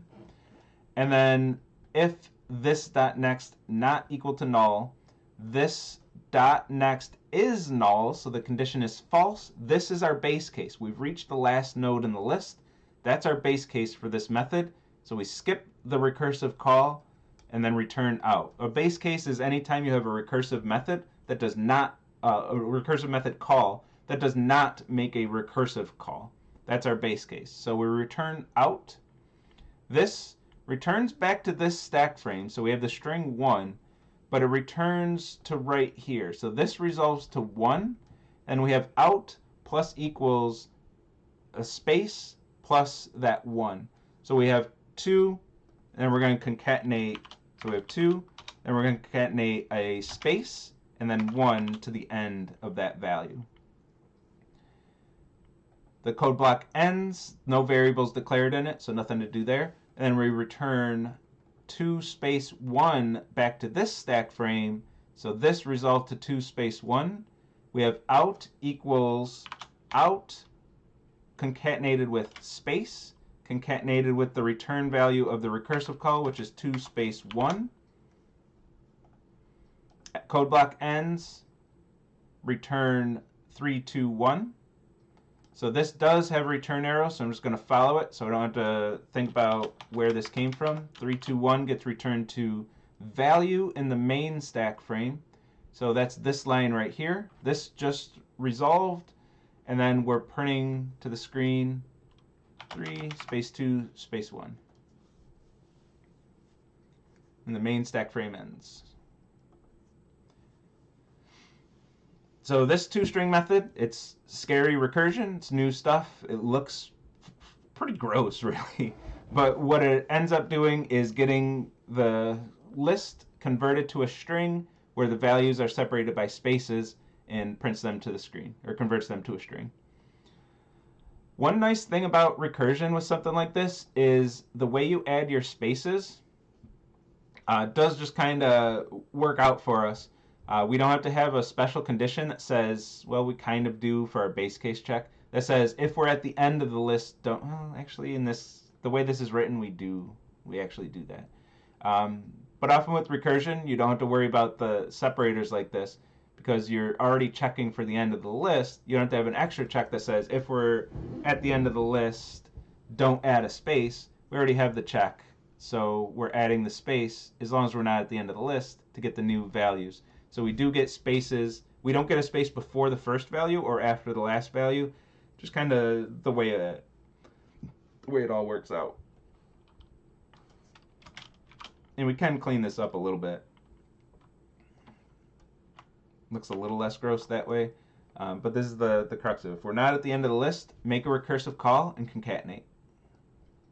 That'd be my one-liner to explain that method. Okay.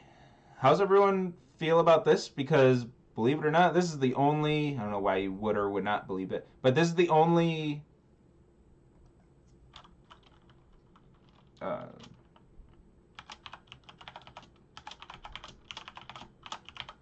missed one there.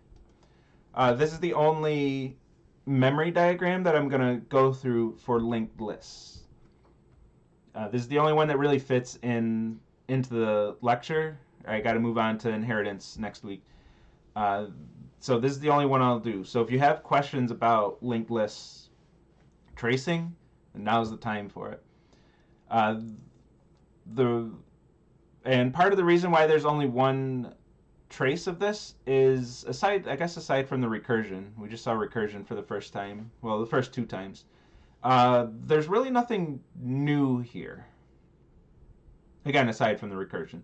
There's really nothing new here. This is another example of objects and references. If you already understood objects and references and constructors from last lecture, we didn't do anything, strictly new.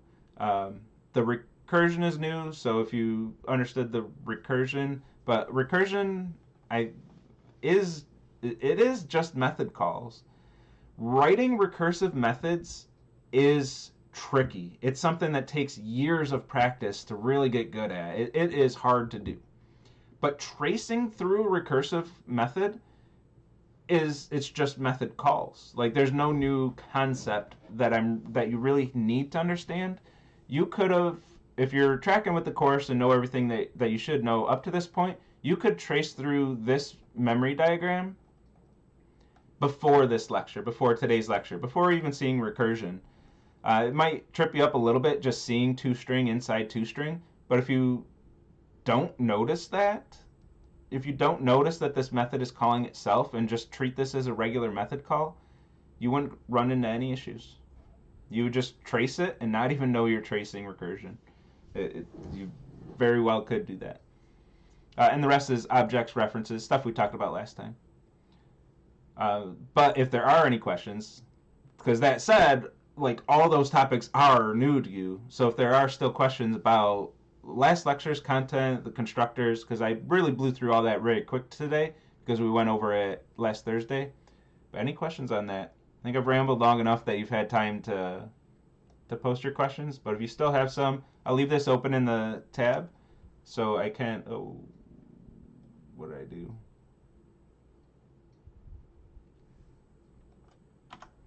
I'll leave this open in the tab, so if you do have questions, we can jump back to it. Hope I didn't mess anything up. What does that do?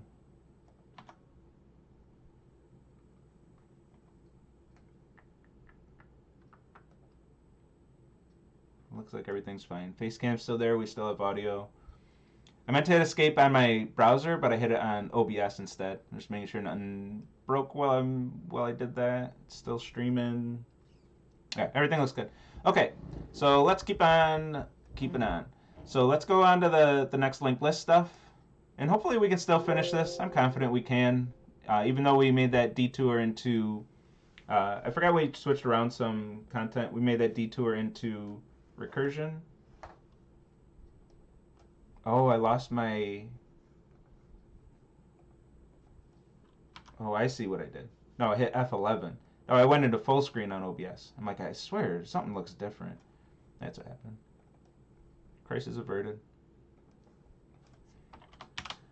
But let's keep on going through linked lists. I'm confident we can still finish in time.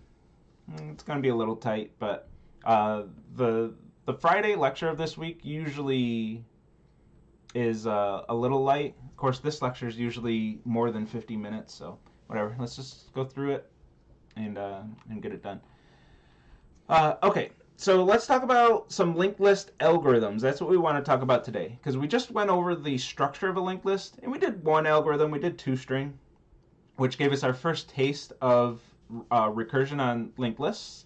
And a lot of the algorithms are going to follow that similar structure. You're going to check for null. If you're at the end of the linked list, you don't really do much. If you're not at the end of the linked list, you process one node and then make a recursive call to the next node. That's going to be our general structure for all of our algorithms for linked lists.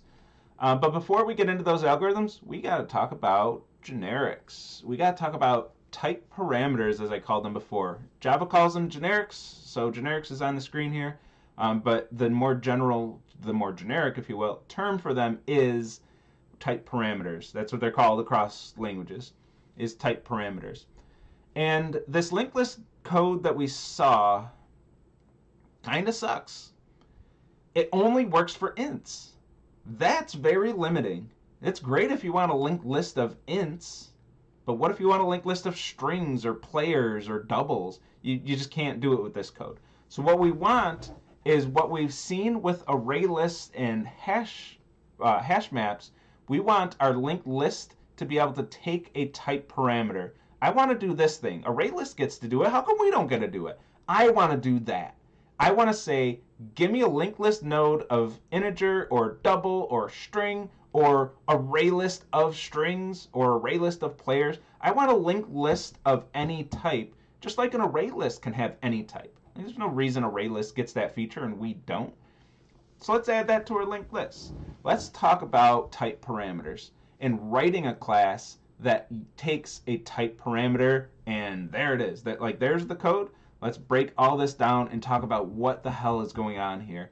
So with a type parameter,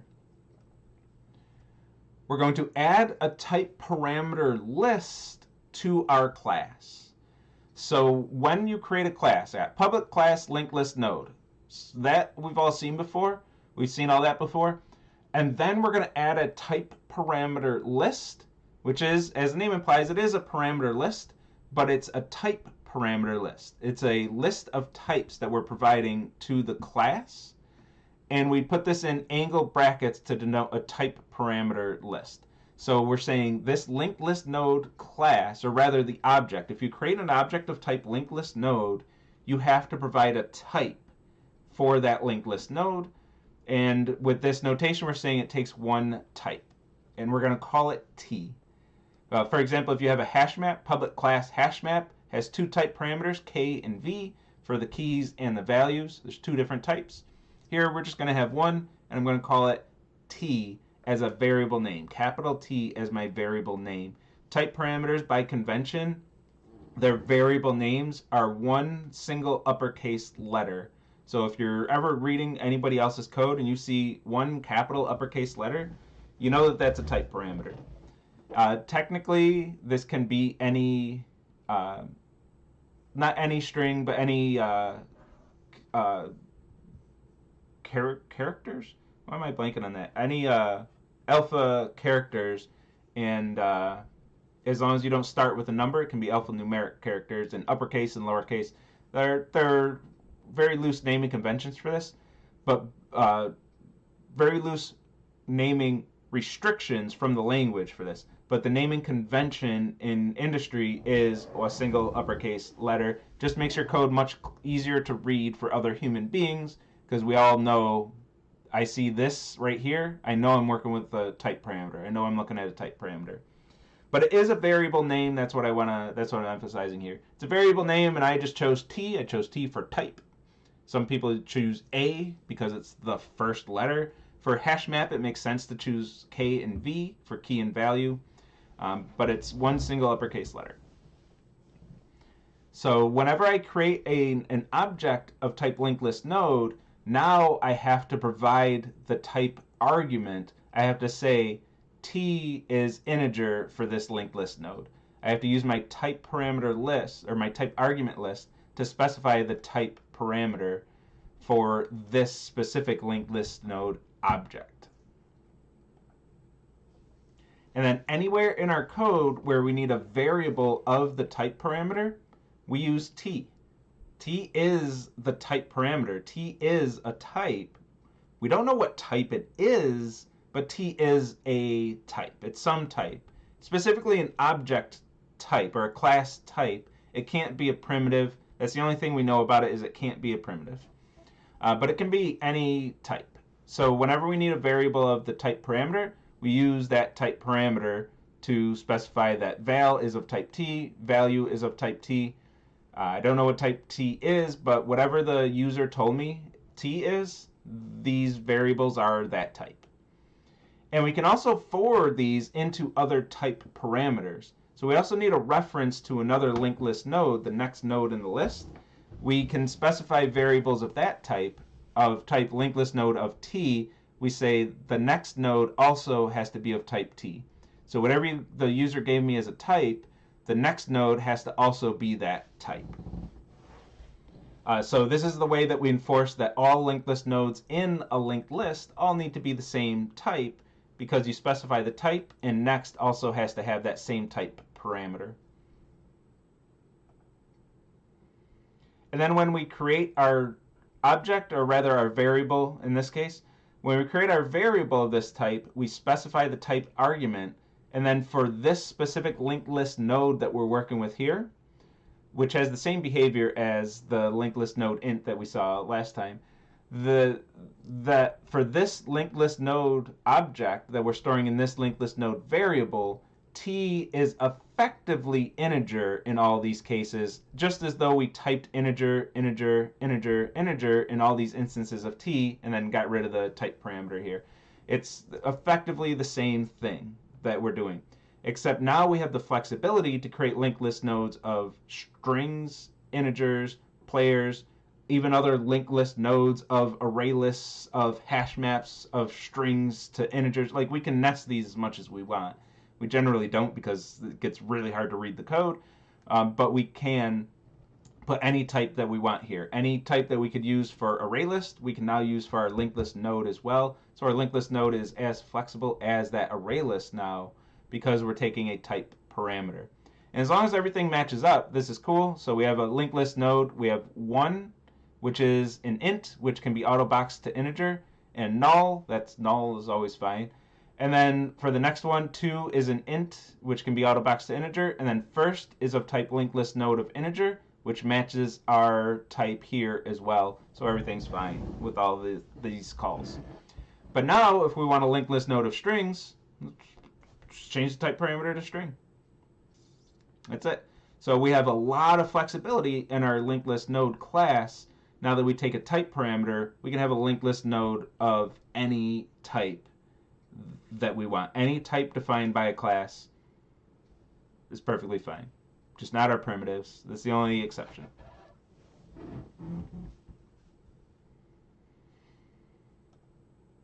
And note that T is a variable name. I'm going to circle back to this one more time because I see this mistake a lot. I just want to make sure none of you fall into this trap. T is a variable name. So changing the name of T, if I change T to anything else, it doesn't have any effect on the code. It doesn't actually change anything at all. So what I'll see is I'll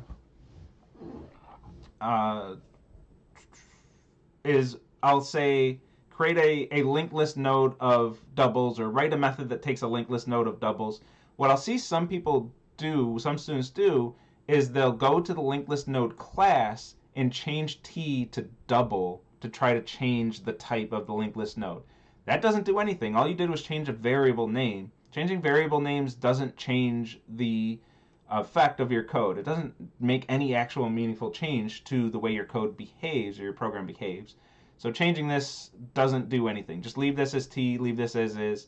You can leave the whole linked list node class as is. That's in the handout for the problem set repos. But what you want to do is change the type parameter when you create a linked list node. So I do linked list node of double right here would give me a linked list node of doubles. Don't change the actual class type parameter name itself. That doesn't do anything. So just a word of caution. I do see that every semester. It's hopefully not this semester. You can be the first semester where nobody makes that mistake. But with 17 people watching, somebody's going to make that mistake because they won't even listen to me say that. So none of you will make a mistake. Make that mistake. So let's start talking about our algorithms. There's 4 algorithms I want to go through. We will eventually need getters and setters, so let's slap those in there here. We talked about these last time. Man, it was just 2 days ago. You've known about getters and setters for 2 days. You should be experts at them. But we have our getters and setters for our 2 instance variables. And notice that I didn't make a set value method. I have no setter for value. This is something that you always have the option to do. Doesn't make much difference for our use case here in 116 for our linked list. But just to emphasize the point, if you don't want somebody being able to change the value, if this instance variable, you want people to be able to access it, they can get this value, but you don't want anyone to be able to change it. Just don't give them a setter. Now no one can change it. It's private, so they can't access it directly.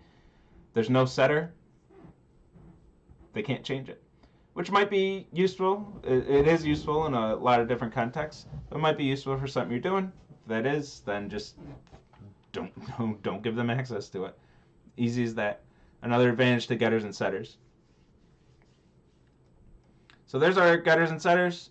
And the 4 algorithms we want to go through are size. Just give me the number of elements in this linked list. Append, so add a new element to the end of the linked list. This is opposed to prepend. We did see prepend. We didn't put it in a method call before. We didn't write a method for it, but we did effectively prepend by creating a new linked list node, and its next was the old head of the linked list. That's prepend. We're going to do append as well. Find, so return a reference to the first node containing a specific value. First, if there are multiple nodes with that value.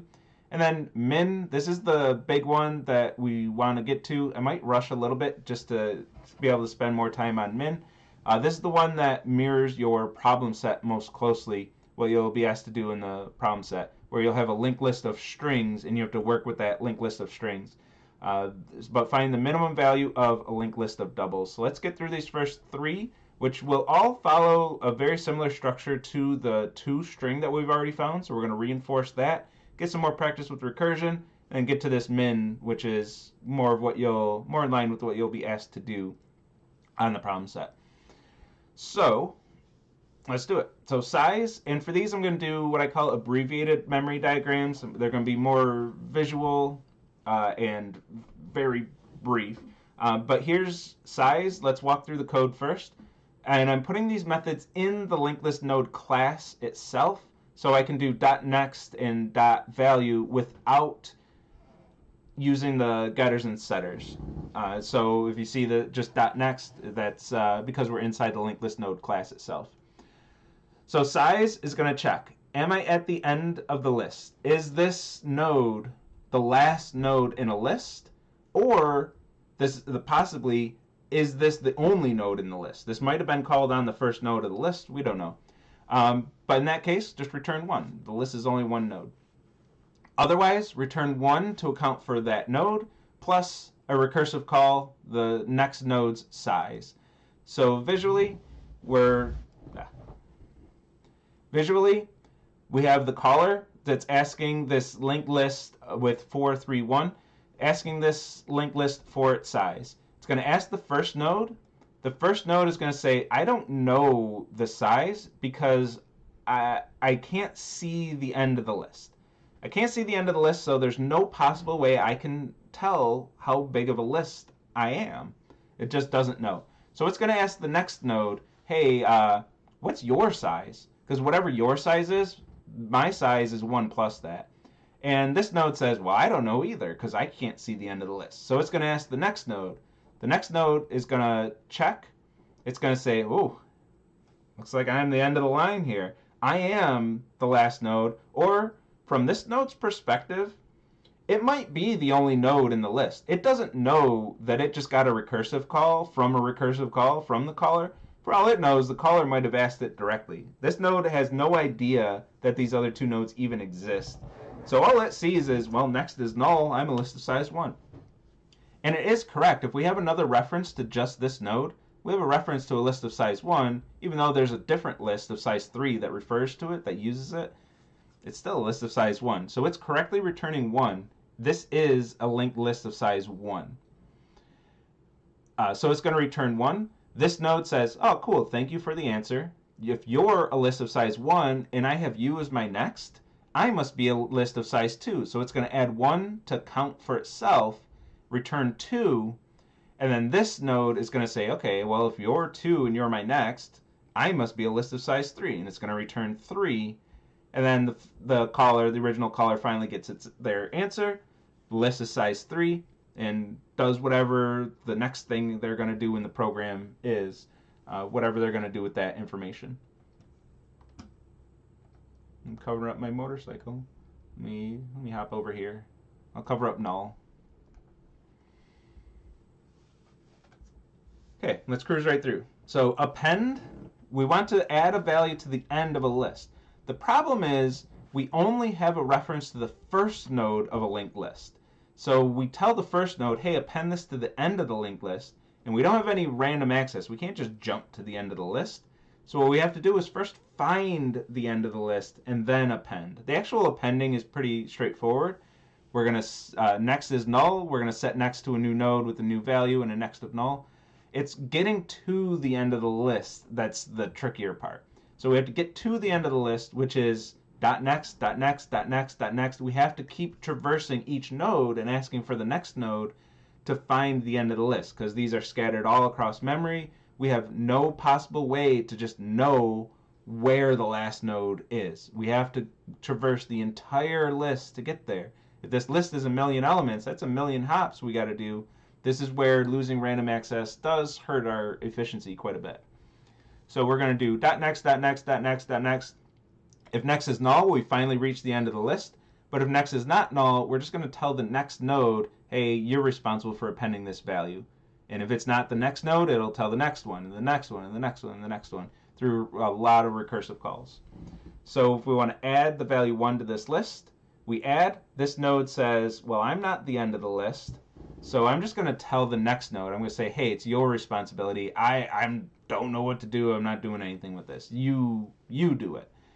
The next node says, well, I am the end of the list. So since I'm the end of the list, it's my responsibility. The buck stops here. I have to add this node to the end of the list.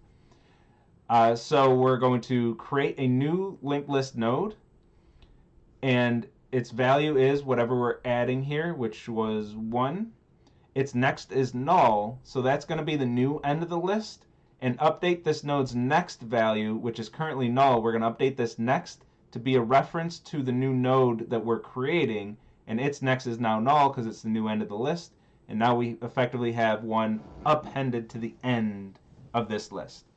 And notice this returns void, so no feedback for the original caller. They just have to take it on faith that we did do the right thing and appended this value to the end of the list.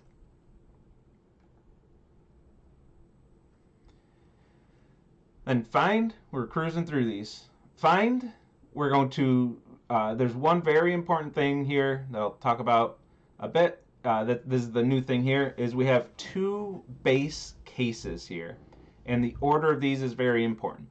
So the way find is going to work is we're going to check, does the value at this node equal the value we're looking for?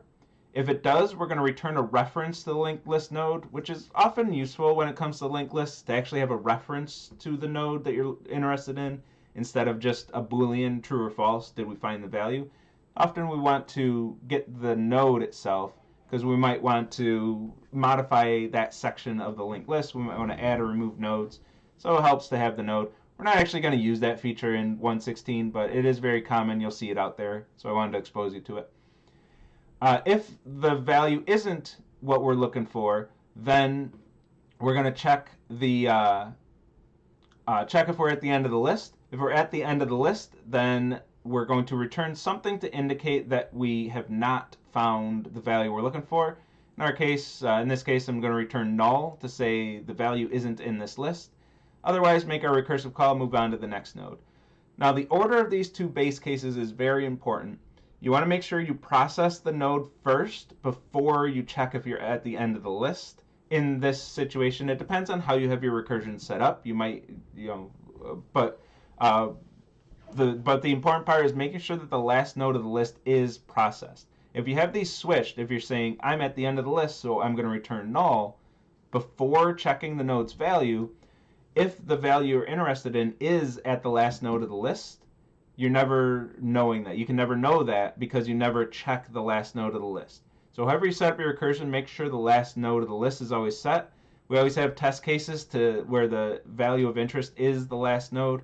Make sure you're handling that case appropriately. Write a main method, or if you want to use the test that we provide as a template and learn how testing works before we get to that lecture, write some tests or a main method, set up that test case, call your code, make sure it does what it's supposed to do in that situation. But we will always test the value of interest being the last node of the linked list. So if we have this linked list and we're looking for the value 3, we're going to check, hey, head node, I'm looking for the value 3. Head node says, does my value equal 3? And I'm using dot equals here for a specific reason. I'll expand on this in a little later. But dot equals is what we want to use for comparing values of class types, especially strings. Your big takeaway right now, the big thing to know is if you're checking 2 strings for equality, do not use equal equal. In fact, the only way we'll use equal equal is for null checks, or checking if 2 integers are equal to each other. Other than that, we're going to use dot equals for our comparisons. Always use dot equals in Java, especially to compare 2 strings. We'll use dot equals. I'll circle back to that at the end of this example and talk about that dot equals and how we're getting away with what we're doing right here. But dot equals will compare 2 values for equality.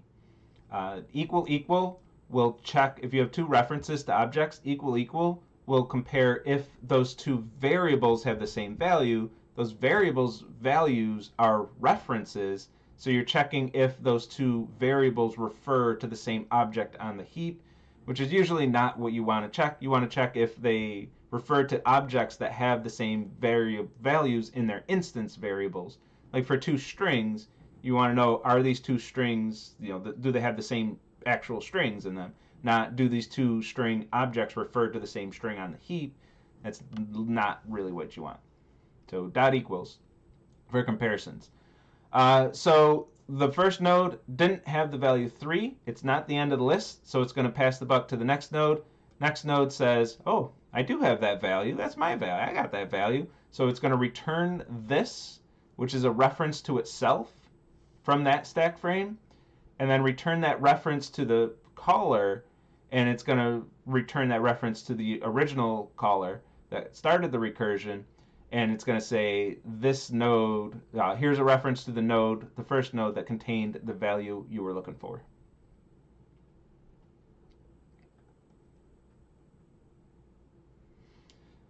So say we're looking for a value that's not in the list, looking for 8. Do you have 8? I don't have 8 and I'm not the end of the list. No, I don't have 8 and I'm not the end of the list.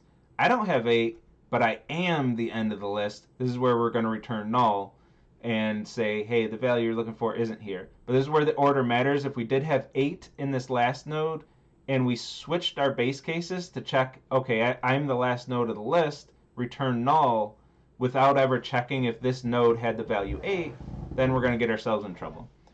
Here, 8's not in the list. We're returning null. This node returns null. This node returns null all the way up the recursion. And then the original caller doesn't have what they're looking for, and they gotta, hit whatever condition their code is going to do, whatever their code's going to do based on that. But we use dot equals. This equals method, we can use this for any object type. What it's going to do will vary by the type. For strings, integers, doubles, the capital D double, capital I integer classes, we have equals, and they all do what you would expect them to do. It's going to check if they have the same value. Are the strings character for character equivalent? Are the doubles the same exact value? Are the integers the same exact value? I'll have more to talk about doubles and strings when we get to the testing week. But the big takeaway that you need to know for now is strings use dot equals. Do not compare strings with equal equal. You always have to use dot equals to compare two strings. So you can call this equals on any object type, which is convenient because we don't know the type of value. Kind of sneak this one in here, but I'm calling this dot value dot equals. I'm calling a method on a variable of a type parameter, which can be any type. I don't even know what type this is. So how the hell do I know it has a method called equals, and why is Java letting me call this method when I don't even know the type? Like, isn't it checking all the types to make sure I have a method defined in that class called equals? Like, what if I didn't write an equals method in whatever I chose for my type parameter here? What if my type parameter is the player class that we saw last time, which I never wrote an equals method for? Like, doesn't this code break there? And the answer is actually no. There are a handful of methods that exist in every single class in Java, whether you write it or not. ToString is one such method. You can print anything to the screen. You'll get that default behavior of fully qualified name, at, and then some hex value. You'll get that behavior automatically. We'll see next lecture that it's actually inherited from the object class. I'll save the details for that lecture. But every single object in Java has a handful of methods. ToString is one of them, and equals also happens to be one of them. Every single object has an equals method.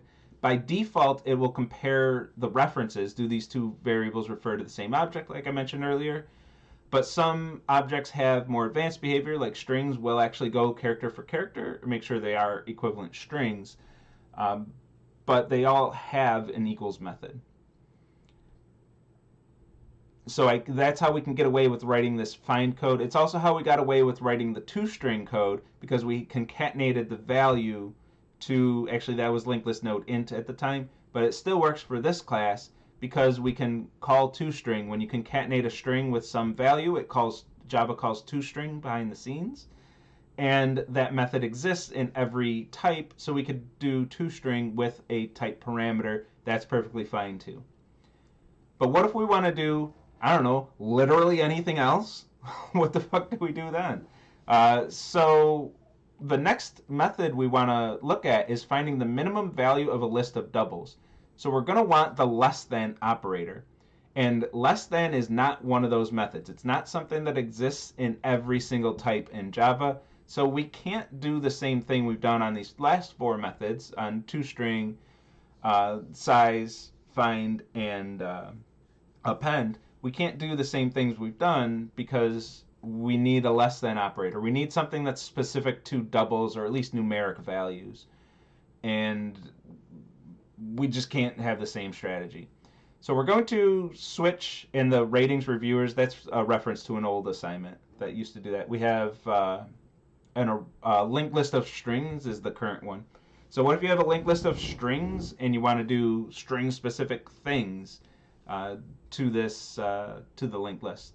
How are we going to do that? So this is the structure that we'll see in the problem set. It'll be a linked list of strings. Here we have a linked list of doubles that follows a lot of the same structure.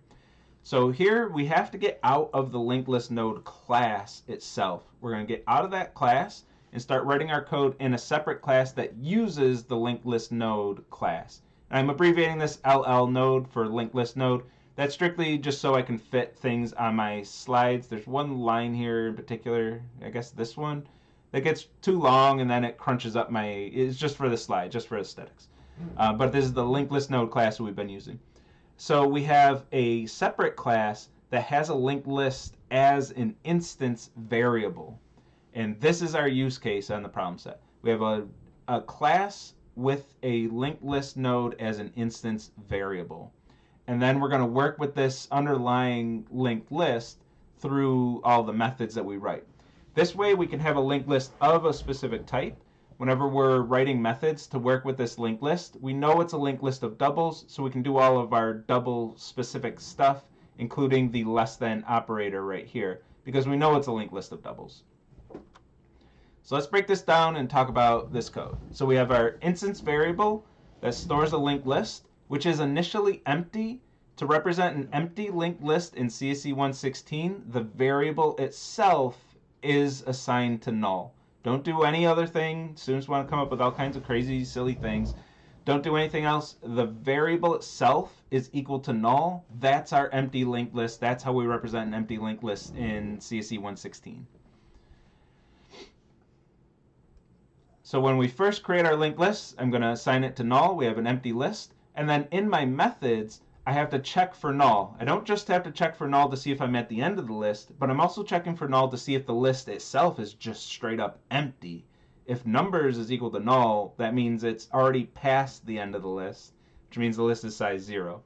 So if the list is empty, then I'm going to create a new linked list node with the value that I'm adding if I'm to add values to this. This is effectively the append method. But I have this extra condition to check if the list is empty. If the list is empty, create a new head node for the list in the instance variable with the value we're adding in next of null, because now this list is size 1. Otherwise, just use the append method that we already saw. Go to the end of the list and add this value. To add string in your problem set, your method should look just like this. There's no reason to do really anything else. You can use the append method from class. You can put that code right here if you want. Since I showed you the append method, you can just copy and paste that code into your problem set. That's fine too. That's always allowed. You shouldn't overthink the add string method. So that's how we can get values into this thing. And then the min method itself. Oh, this is one of my slides with every semester. I'm like, I got to update this. This shouldn't say integer.max value. I'll get to that one. So we have the min method, and we need some default return value for if the list is empty. I'm going to return -1 here. It doesn't quite make sense in this context, but hey, I had to choose something. I chose -1. So if the list is empty, this would be something that's always specified in the problem set. If the list is empty, this is what behavior you should have. For this one, the problem would say if the list is empty, return -1 is the min. I just had to choose something. We need some case for that, because what's the min of an empty data structure? I don't know. And then we're going to start our recursion. And we have to set up our recursion in a bit of a different way here. We're going to, this is similar to the concept of finding the min value that you've done in 115, but we got to set this up with a linked list and recursion, so we have a little bit different setup. I'm going to I'm going to move back to the other side here, just to make sure I'm not covering up that code. And we're going to set up this recursion. It's the similar structure, so we have some initial value for min, and then we're going to go through all the values and check if we have a new min value, then we have to update min. This should not be integer.maxValue. I need the initial value of min to be large enough that it doesn't interfere with my logic. The concept I'm sure they've talked about in 115 that you had to have understood if you made it this far, if you made it into 116. But I have the wrong value here. This example used to be in integers, and then I switched it to doubles, and I keep forgetting to update this one part in my slides. This should say double.positive infinity, which is the largest value that can be stored in a double. Integer.maxValue is the maximum value that can be stored in an integer, but doubles can be larger than integer.maxValue. So if all of my values are greater than integer.maxValue, this code's going to be wrong. It's going to give me the wrong answer. So this should be double.positive infinity, which is, well, I just said it. So we want to set up our recursion, but we have to set things up a little bit different than we did in the other examples. So the other examples, we took advantage of the fact that we were inside the linked list node class, and this was always a reference to the calling object. So if I wanted to move to the next node, I would do this.next.recursive call, and then this was the reference to the next node in the list, and I was moving down the list by updating what the keyword this would store. It would have a reference to the next object. Since I'm in the linked list of doubles class, I can't do that. This is a reference to linked list of doubles, which only has a reference to the first node in the linked list. That doesn't do me any good when I'm trying to traverse the linked list. I'm trying to move down this list. So I have to do something else. And I can't just recursively call min, because min doesn't have any parameters. So if I have no parameters and I only have one linked list of doubles objects, so this isn't going to update, then I have a recursive call with the same inputs, the same context. I'm going to go infinite. There's no progression down towards the base case, trying to get down to the end of the linked list. Whenever this is the case, when we have a method that we want to use, where we want to use recursion, but it doesn't take the parameters we want, we can always create a helper method. I'm going to have a private helper method that lets me set up the recursion the way that I want with whatever parameters I need. Whatever I need to say, whatever I need to communicate to the next stack frame, I'm going to add that as a parameter to the helper method. So I need to know which node I'm currently processing, and I can't use the keyword this. Well, let me just add a parameter for that. I'll add a parameter that is the node I'm currently processing. And then I also want to know what the min value I've found so far is. So I'm going to send that to the next stack frame using another parameter to this method. I'm going to start at the head of the linked list and double.positive infinity, what this should be, something large enough that it's not going to interfere with my logic of my code. And then min helper is going to do the actual work. It's going to do the recursion. But nobody cares about min helper. I'm going to make it private, encapsulate this method, hide the details, and nobody ever has to care that this exists. If they're just using this class, they want to call min and get the minimum value of the list. We internally use recursion in a helper method, but hide those details, make it private. And then the actual code itself, we're going to check if we're at past the end of the list, we're going to return min. And then the recursive, I'll circle back to that one because there is something there. I'm going to check the value at this node. Is the value at this node less than the minimum value I've seen so far? If it is, then I'm going to make a recursive call, move on to the next node in the list, and set min in the next stack frame to this node's value because it's less than min. If this node's value isn't less than min, make the same recursive call, go to the next node, but preserve the old min because we didn't find a value that beat it.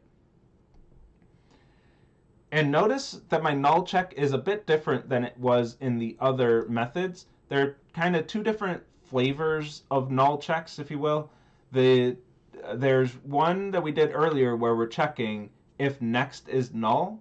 If I look ahead and see that next is null, I know that I have the last node in that list. So I can do that check. But here I'm not checking that at all. I'm never checking if next is null, which means sometimes I'm going to have a call where node is null. Like if I have the last node in the list, I make this recursive call, next is null, I will get node being null sometimes. That will happen. That's going to happen. So my base case is if node itself is null. This means I've gone past the end of the list. I've already processed the last node, and I've made it to that null value that's after the last node. Now I have to be very careful. I have to make sure when this is the case, I never do node dot, because I'm going to get a null reference error, a null pointer exception. But once I see this, I see, okay, I'm past the end of the list. That means I've processed every single node. Then min is the minimum value found so far. If I've already looked at every single node in the list, this must be the overall min of the entire list. I can just return it. So two different situations. I can check if next is null, do not make a recursive call, or just unconditionally always make a recursive call. And if we happen to make a recursive call where node is null, that's our base case, and then end the method there. Two different flavors, mostly comes down to preference. With our old setup, we couldn't do this. We had to make sure that we checked if next was null, because we were making the recursive call through that node. We would do node.getNext dot, or node.next in those examples, node.next dot recursive call. That dot's going to give us a null pointer exception if we're at the end of the list. So we had no choice before, but now that we have node as a variable, not as the keyword this, we do have this option of setting up a different recursion. The reason I saw that is make sure you're tracing the code when you get to the midterm. Make sure you're actually tracing the code that's given. Don't do exactly what we did in the trace in lecture today.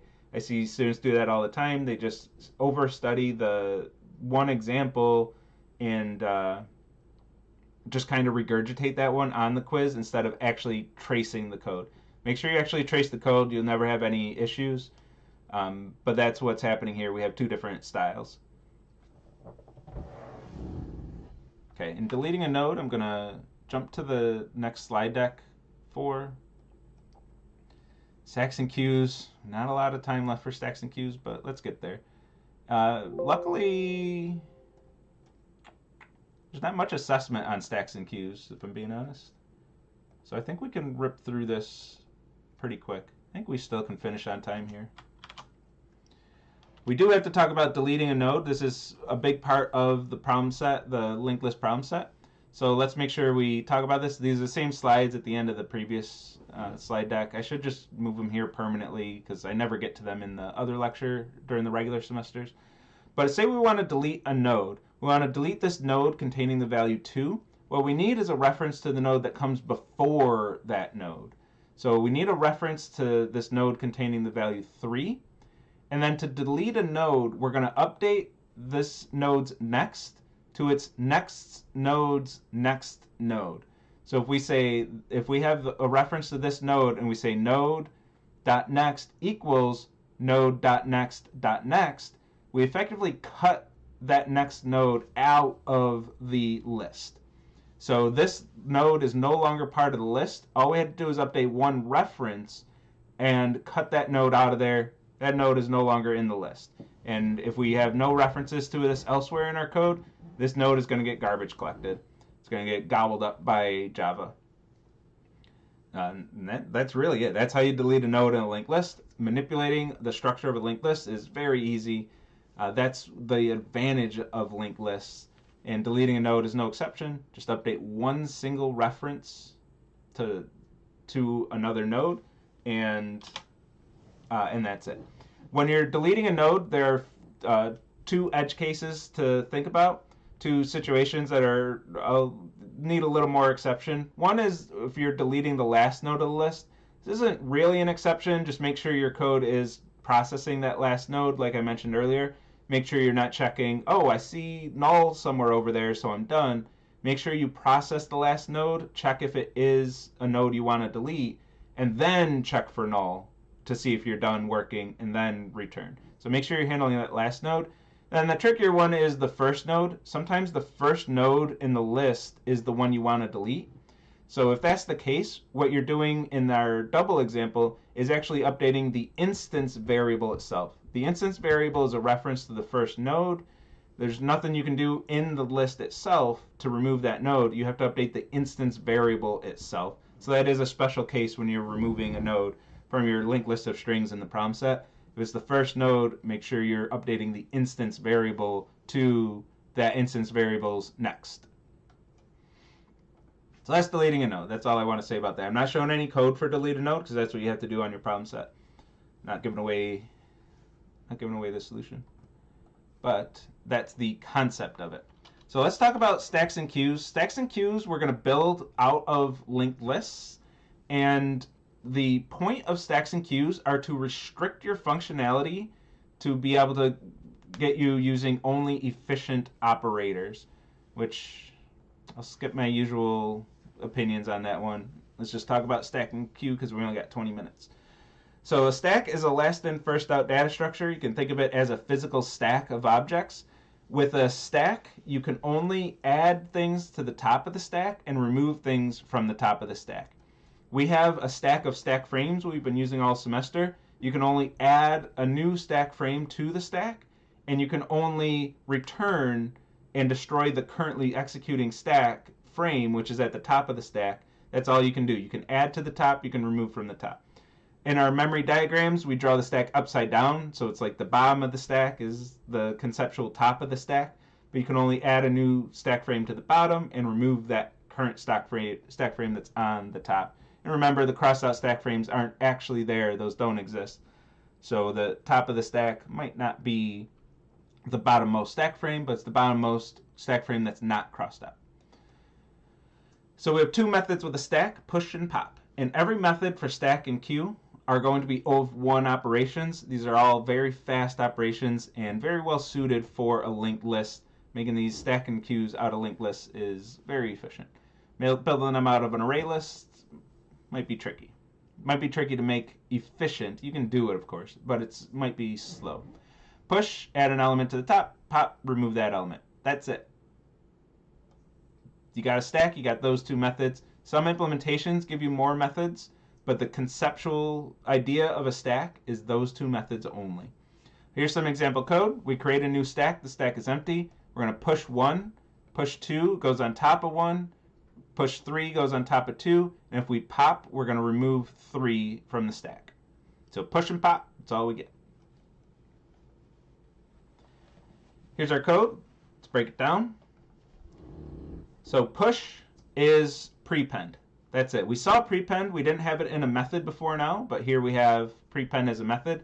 And the stack class is going to have an instance variable of linked list node. This is just like our linked list of doubles that we just saw. It's initialized to null to indicate an empty linked list. And then push is prepend.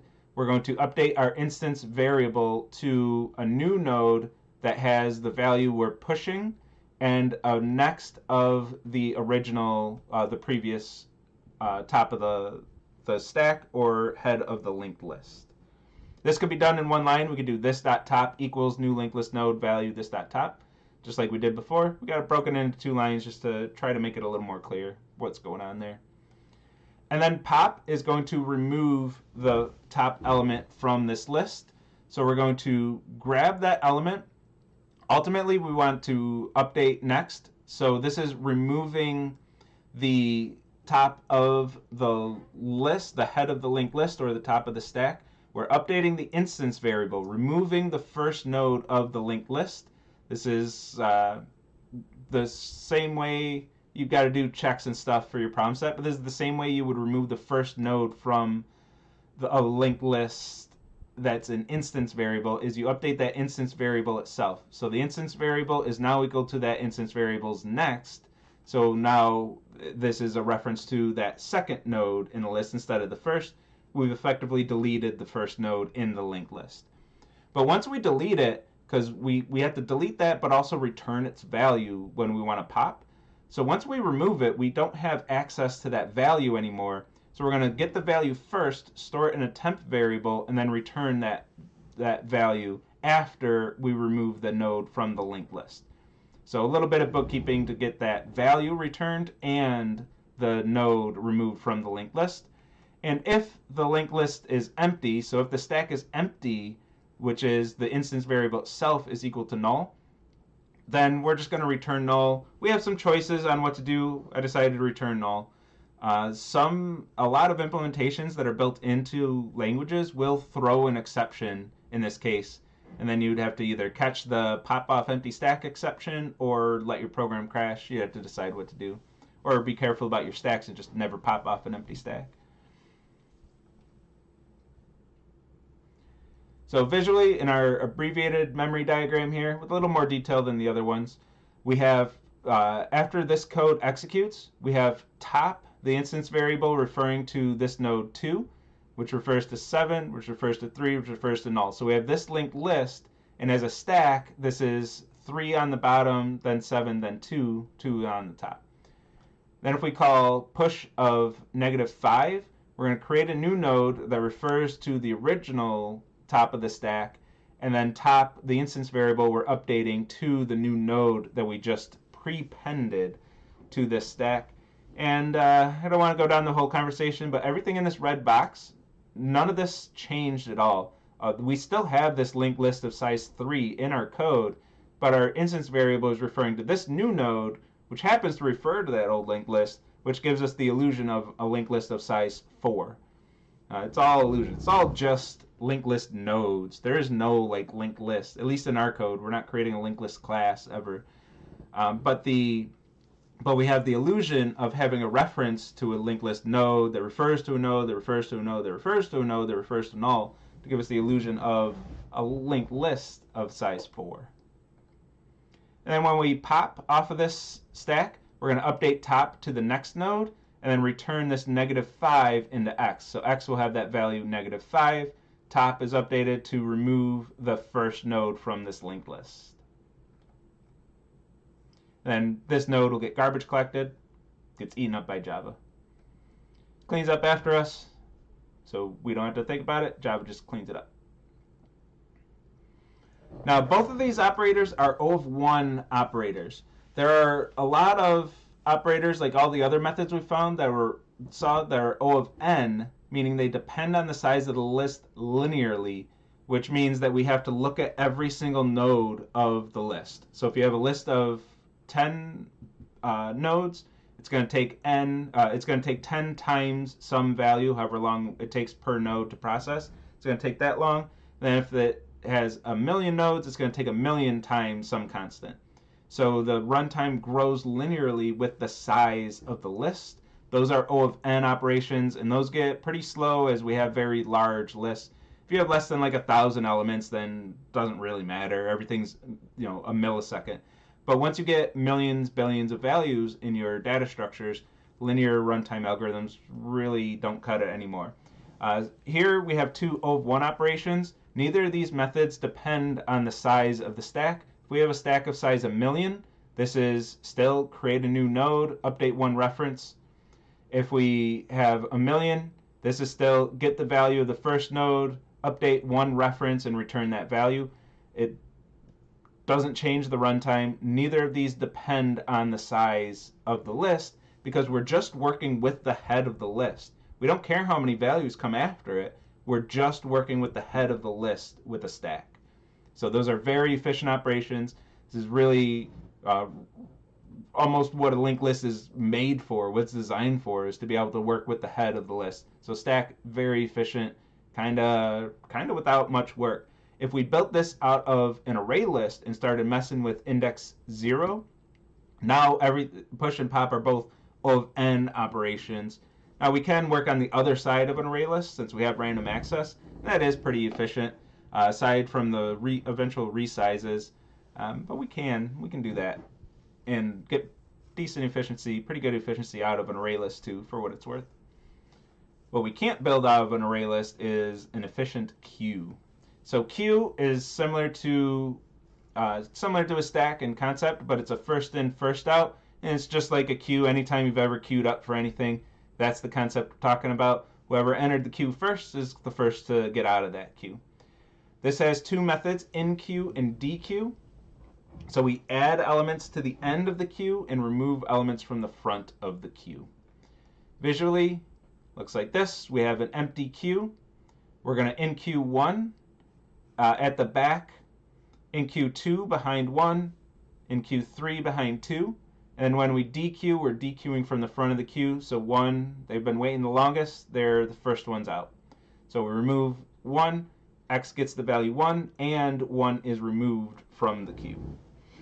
So enqueue and dequeue, those are our two methods for a queue.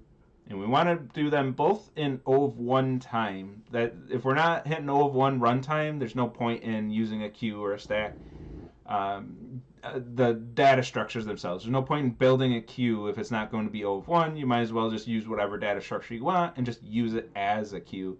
So we're going to build this out of a linked list and get O of 1 operations out of both of these methods. But we quickly run into one pretty big problem, is that we have to work on both ends of the linked list. We need to insert at the back and remove from the front, which is something we would not be able to use an array list for. One of those two, we can't, like with a stack, we can just work on the end of the array list instead of the front. But with a queue, we have to work on both ends. One of those ends is going to be index 0, and whether we're inserting index 0 or removing from index 0, that's an O of n operation. So we cannot build an efficient queue out of an array list. This is one of the first examples where we would need a linked list if we want to be efficient. So if we have a very large queue, millions of values, and we're not using a linked list, or we're using an array list rather, that's a bad time. That's going to be slow. Our program's going to come to a crawl. If we're doing that like on a website and it's taking multiple seconds, potentially, well, maybe not that long, but taking half a second extra to load the web page because we have a very inefficient queue, that's not going to do it. If we have a queue in a game that's trying to run at 60 FPS, we only have 16 milliseconds to render a single frame. If we're chewing up a lot of time by having an inefficient queue, we're going to have lag in the game, we're going to have dropped frames. It's not a position we want to be in. So we're going to build our queue out of a linked list. And for this, we do one little trick, because a linked list, we always just had a reference to the front of the linked list, the first node in the linked list. But we have to work at both ends of the linked list. So we can have this one little trick. We're going to store references to the front and back, the first and last nodes of the linked list. And now we can work at the front and back both efficiently. So we're going to have to keep track of the front and back simultaneously. So initialize them both to null. When we enqueue is mostly the same as what we saw. We're going to check for null. Is the queue empty? And we'll have an invariant here where if front is empty, back, if front is null, back is null, and vice versa. If the queue is empty, front and back both have to be null. So we can check one of them. I'm going to check if back is null. Front being null would do the same exact thing here. But if the queue is empty, then append to the back. We have a reference to the back already. We're going to set it equal to a node with the value we're enqueuing. And then now, since the queue was empty and now it has size 1, front and back are both that node. So we have to make sure we update front to also be a reference to that node. So this is when the queue is empty. Once the queue isn't empty, then we don't mess with front at all. Then we just append. We have a reference to the back already. This could be a queue of size 1,000,000. That's fine. We don't care. We have a reference to the last node.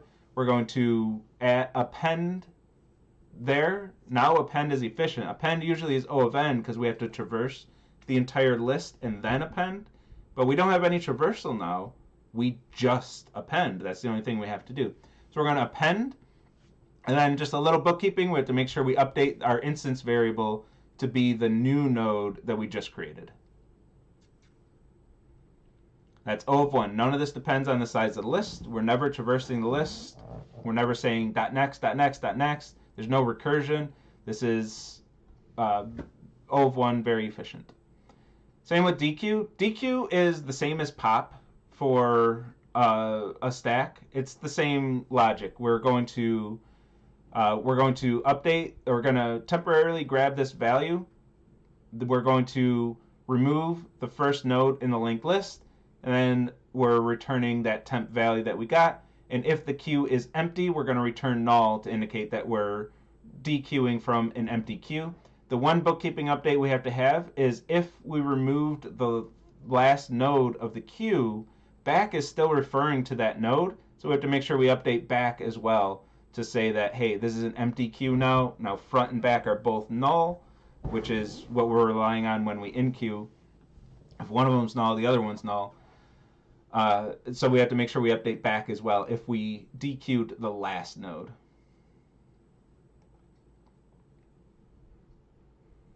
Okay, let's do our last abbreviated memory diagram of the day. So queue is going to start off as an empty queue, so front and back are both null. We're going to in-queue 3, so we're going to create a new node, set back and front both equal to this node. They're both going to refer to the same node because there's only one node in the queue. That node is, the front and the back. If you're the only person in line, you are the first person in line and the last person in line. So front and back both refer to the same node. We're going to in-queue 7. Here we leave front alone. Front has no business anymore unless we're in-queuing the first node, the first value. Front has no business anymore. It's just going to keep referring to this node with the value 3. But we will update back. Back, we're going to create a new node, set the back's next equal to that new node, and then update back to be a reference to that new node that we just created.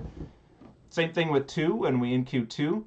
Create a new node, back's next equals that new node, and then update back to a reference to that new node. And then we're going to start dequeuing. When we dequeue, we're temporarily grabbing 3, storing it in a variable. Then we're going to update front to front.next. So front is now a reference to this node. As soon as we move front to refer to this node, we cannot access that node with the value 3 anymore. This is why we need the temp variable. We're going to store 3 in a temporary variable, update front, and then return that temp variable so we can both advance front to the next node and return the old value that front used to have. So X is going to get that value 3, and front advances up to this next node 7. We're going to dequeue again. Front does the same thing. Store 7 in a temp variable, update front, and then return 7. So X gets the value 7. We're going to dequeue again.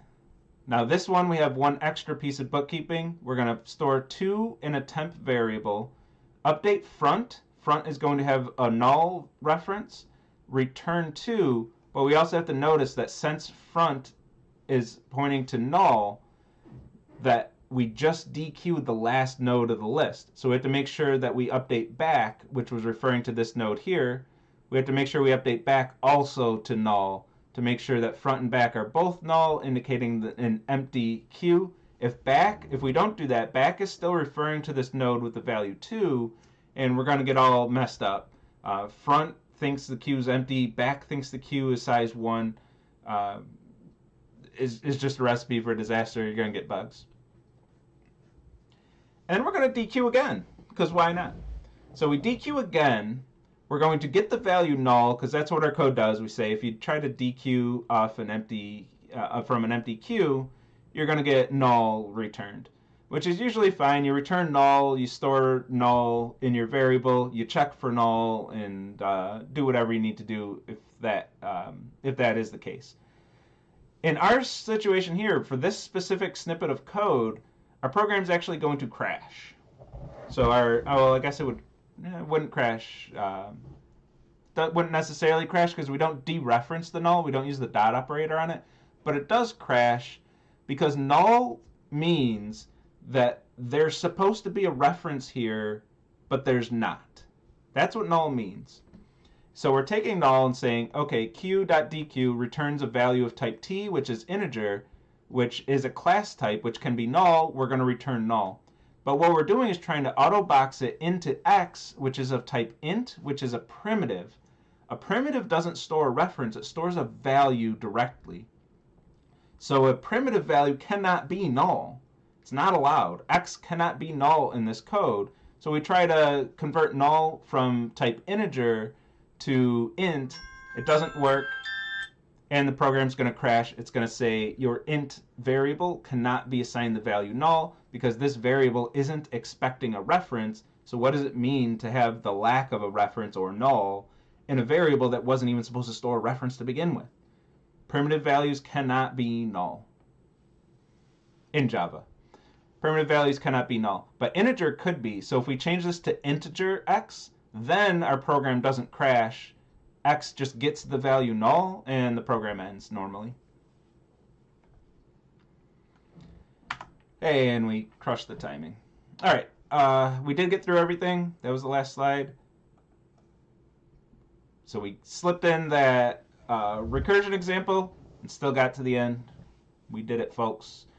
And don't forget about the problem set 0 deadline. Problem set 1 classes, you have everything you need for this. Problem set 2, you can do the linked list part of it now if you want to jump into some linked list stuff. The linked list stuff is the, starts right here, the string list, getting the midpoint, deleting an element, and this zipper merge method. You can do those right now. You don't need the inheritance side of things to be able to do those. Once we do inheritance, you'll be able to do these first 15 points as well. Problem set 0 deadline, and we are 40% of the way done with this course, at least with lecture content. So problem set 4 is done. I only have 6 more lectures. One of them is going to be asynchronous, this runtime. I forgot to mention this before. Once I find some time, I find a nice 2.5 hour block in my schedule, I'll go live for this. I won't announce it. I don't know, when it'll be or anything. I'll just do it at some point. So if you see me go live at a random time, it means I'm recording this async lecture. I'll record it live just because logistically it's just easier. And then I'll add the link to this lecture. But I will not be live on lecture 11. So once I record that, that'll be 50% of lecture content out there ready to be consumed. And then only, graphs, trees, testing, polymorphism, inheritance. We only have 5 more lectures beyond that one. I'll have to say, summer moves fast. It moves fast. If you have not started problem set 0, oh my goodness, you're way far behind at this point. So with that, I don't think I have any other announcements to get to. Jack will have office hours right now, and then Miriam has office hours later tonight. So if you have those last minute questions for problem set 0, Miriam's got you held down. Jack has you right now. And with that, I'm out. I'll see y'all Tuesday. Take care, everyone.